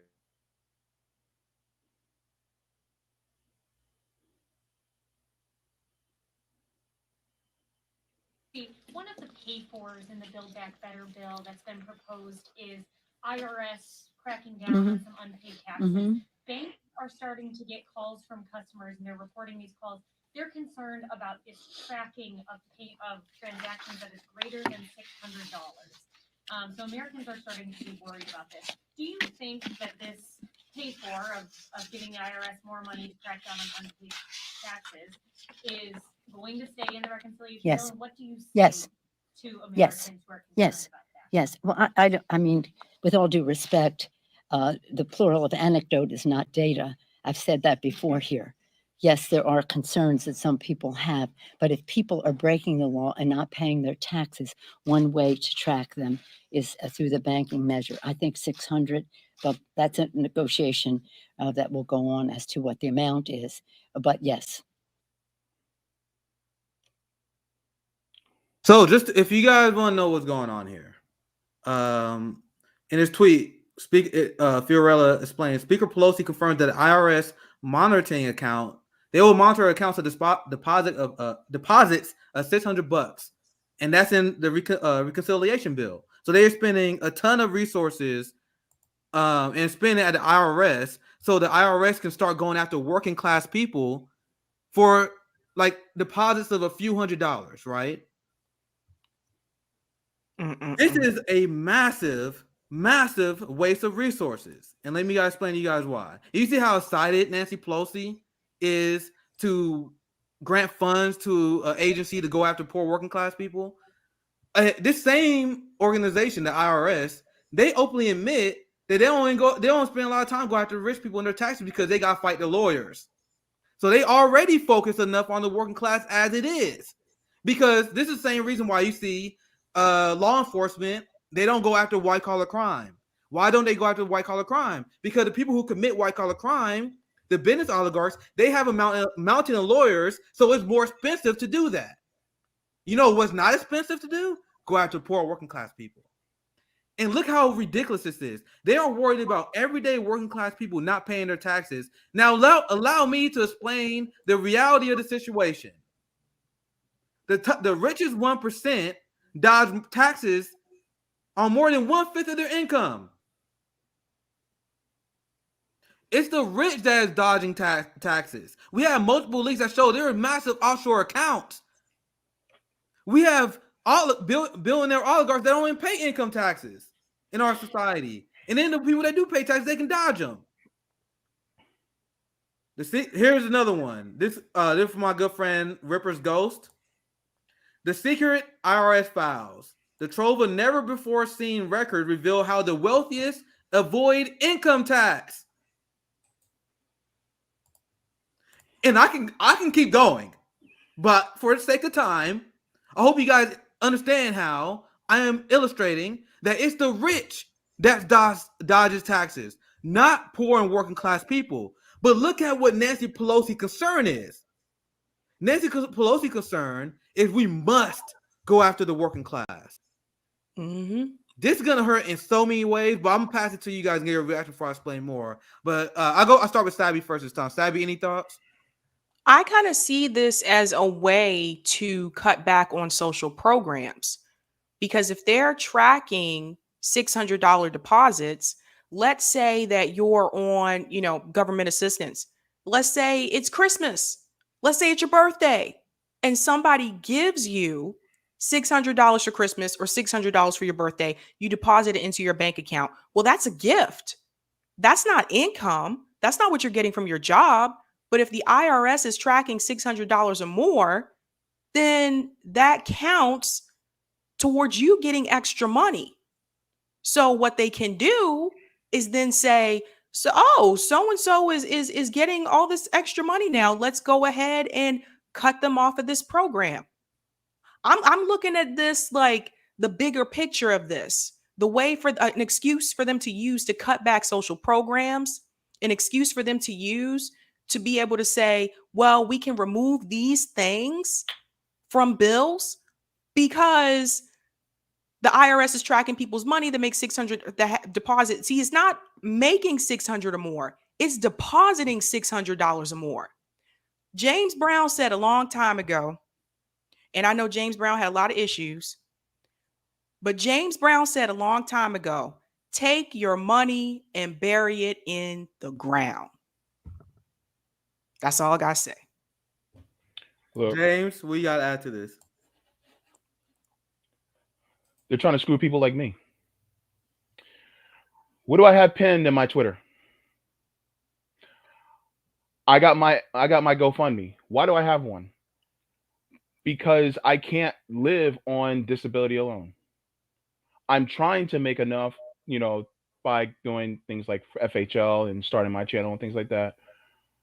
But look, Nick, you showed the poverty level that the United States goes by, which is wholly inadequate.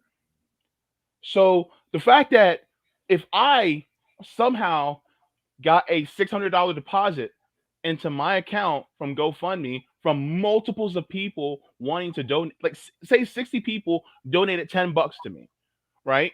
And I got $600 donated to me to help with my my electric bill, my rent, my transportation to and from dialysis, my medical bills and things like that. So if I get something like that, right, then what are you guys going to do? Now you're going to cut off my Medicare.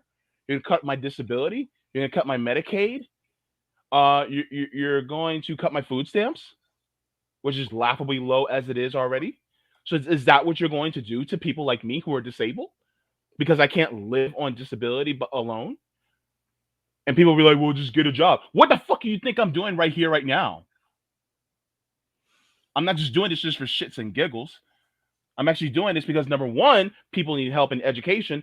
Number two, hopefully I can get a little bit of something just so that I can survive while also helping people at the same time.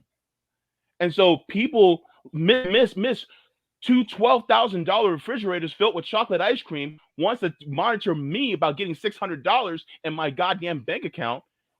What do you got in your bank account, Nancy? What do you got? You know what? In fact, since you're getting so much, maybe we need to cut some of that money out because you're getting government programs too. Like the Medicare, like the medical insurance that we provide for you. Oh, but that's too much, right? We can't do that because you're a public servant. Get the fuck out of here. My God, are you kidding me? We're literally suffering out here, and you're worried about people getting $600. Yet you have Jeff Bezos that is now upwards of $200 billion worth, and you're talking about us? You're talking about me who gets $16 a month in food stamps? You want to talk about me? You want to talk about my fellow people who don't even have a job right now? You want to talk about people who barely can afford their rent or their mortgages? You guys are heartless. And it is evil in the way you guys think. And this capitalist thinking is a cancer on our society. And I cannot stand the fact that you think that just because you got lucky, it meant you work hard. No, that meritocracy is a myth. And you did not get there on your laurels. You got there just because you were lucky and because you had a pretty smile. You got there because you knew how to work the system and you were born rich. That's the only reason why you got what you were at. People like me, I even avoided college just so I wouldn't get into debt. So I went to culinary school instead, and I got it done for free in high school because I didn't want to be subject to the debts of this system. And yet, look where I am today.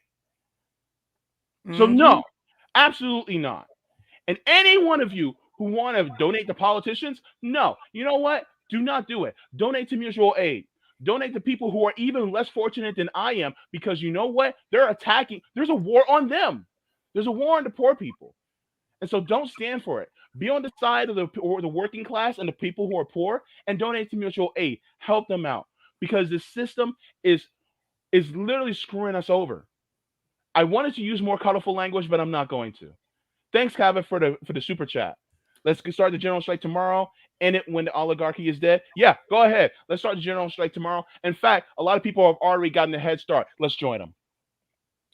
This is why I tell A1 to view everything in politics through the lens of the class war. Oh my God, this is crazy, Nick. I view everything in politics through the lens of the class war. Every issue, like how this relates to the class war. That's how I do it. And that's how I get to the positions I reach. Because once you realize our politics is one giant class war, the red-blue divide makes zero sense. This is the leader of the Democratic Party that is strongly for this. You see how they asked Pelosi, if you guys see the beginning of that clip, hey, there were a lot of people that had a lot of concerns about this. Are you going to move on? Hell, she was like, hell no. Nah. This is what we love to do. We love waging war against the poor.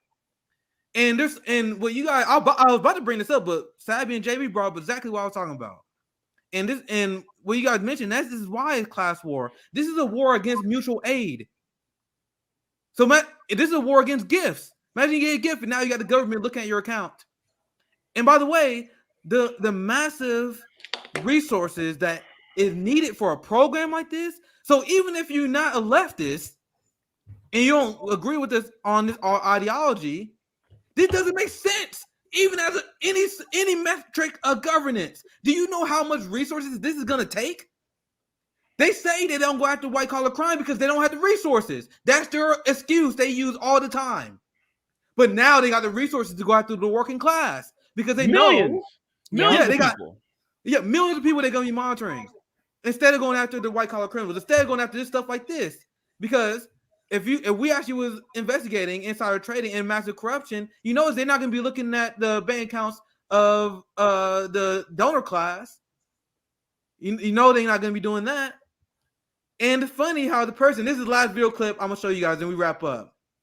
It's funny how the person that is the most corrupt person in the world is all for auditing the working class people. Nancy Pelosi need to be audited. Nancy Pelosi is an inside trader.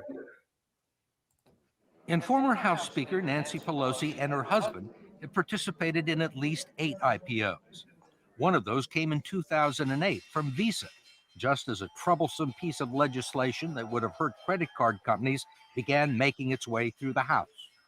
Undisturbed by a potential conflict of interest, the Pelosi's purchased 5,000 shares of Visa at the initial price of $44. 2 days later, it was trading at $64. The credit card legislation never made it to the floor of the House.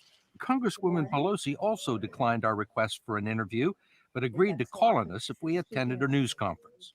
Madam Leader, I wanted to ask you why you and your husband back in March of 2008 accepted and participated in a very large IPO deal from Visa. At a time there was major legislation affecting the credit card companies making its way through the House. And did you consider that to be a conflict of interest? I don't know what your point is of your question. Is there some point that you want to make with that? Well, I guess what I'm asking is, do you think it's all right for a speaker to accept a very preferential, favorable stock deal Well, we And didn't. you participated in the IPO. Well, I have many And at the time you were investments, but that Speaker of the doesn't- House. You don't think that- it was a conflict of interest or had the appearance No, of a it was conflict not. of It interest? doesn't. It only has appearance if you decide that you're going to have elaborate on a false premise.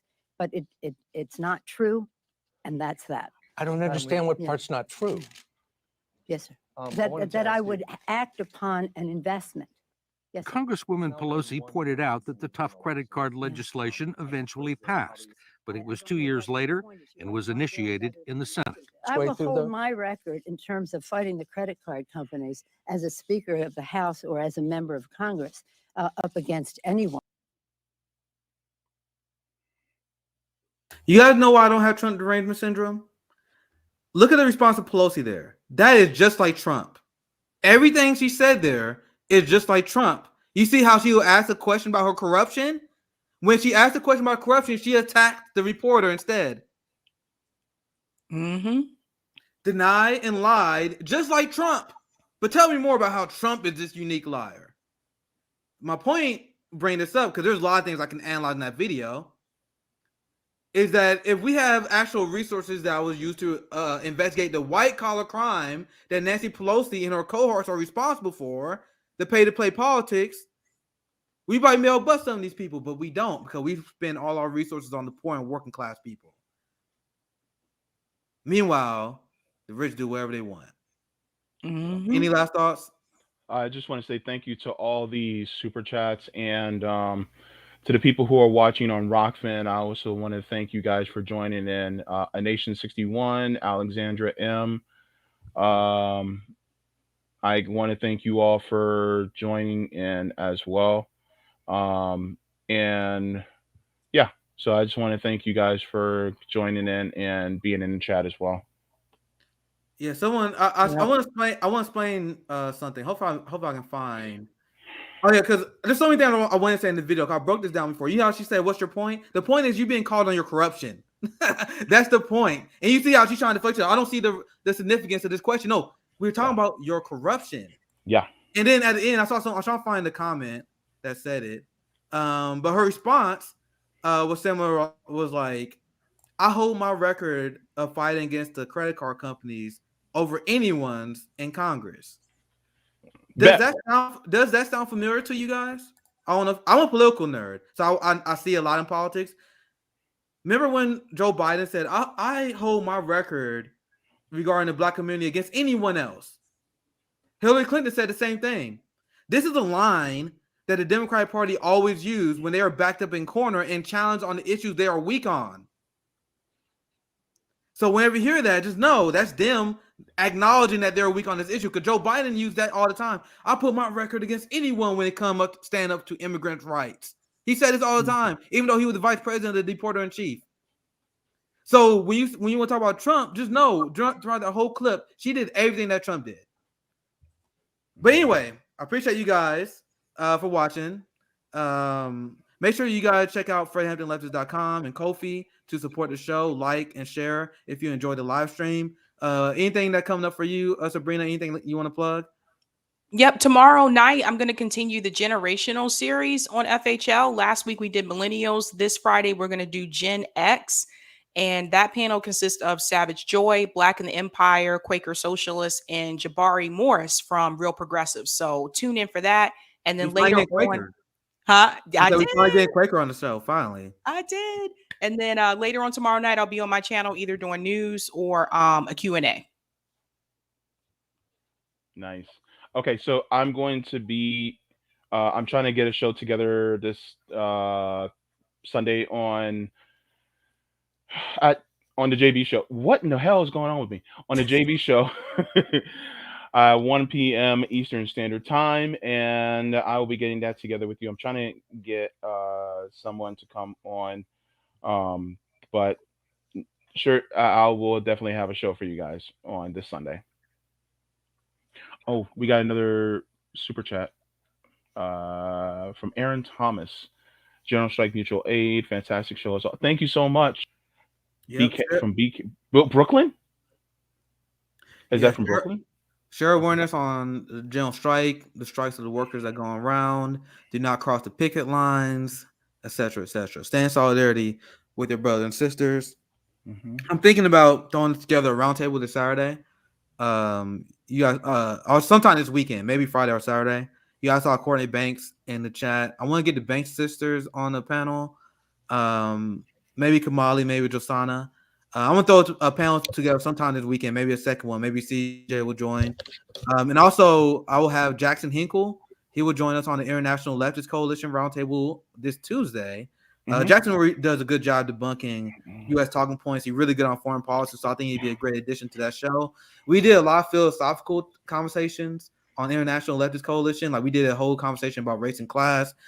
Make sure you got to check out that video because Dr. Cream Patesh's monologue on that was brilliant, and we had a great conversation.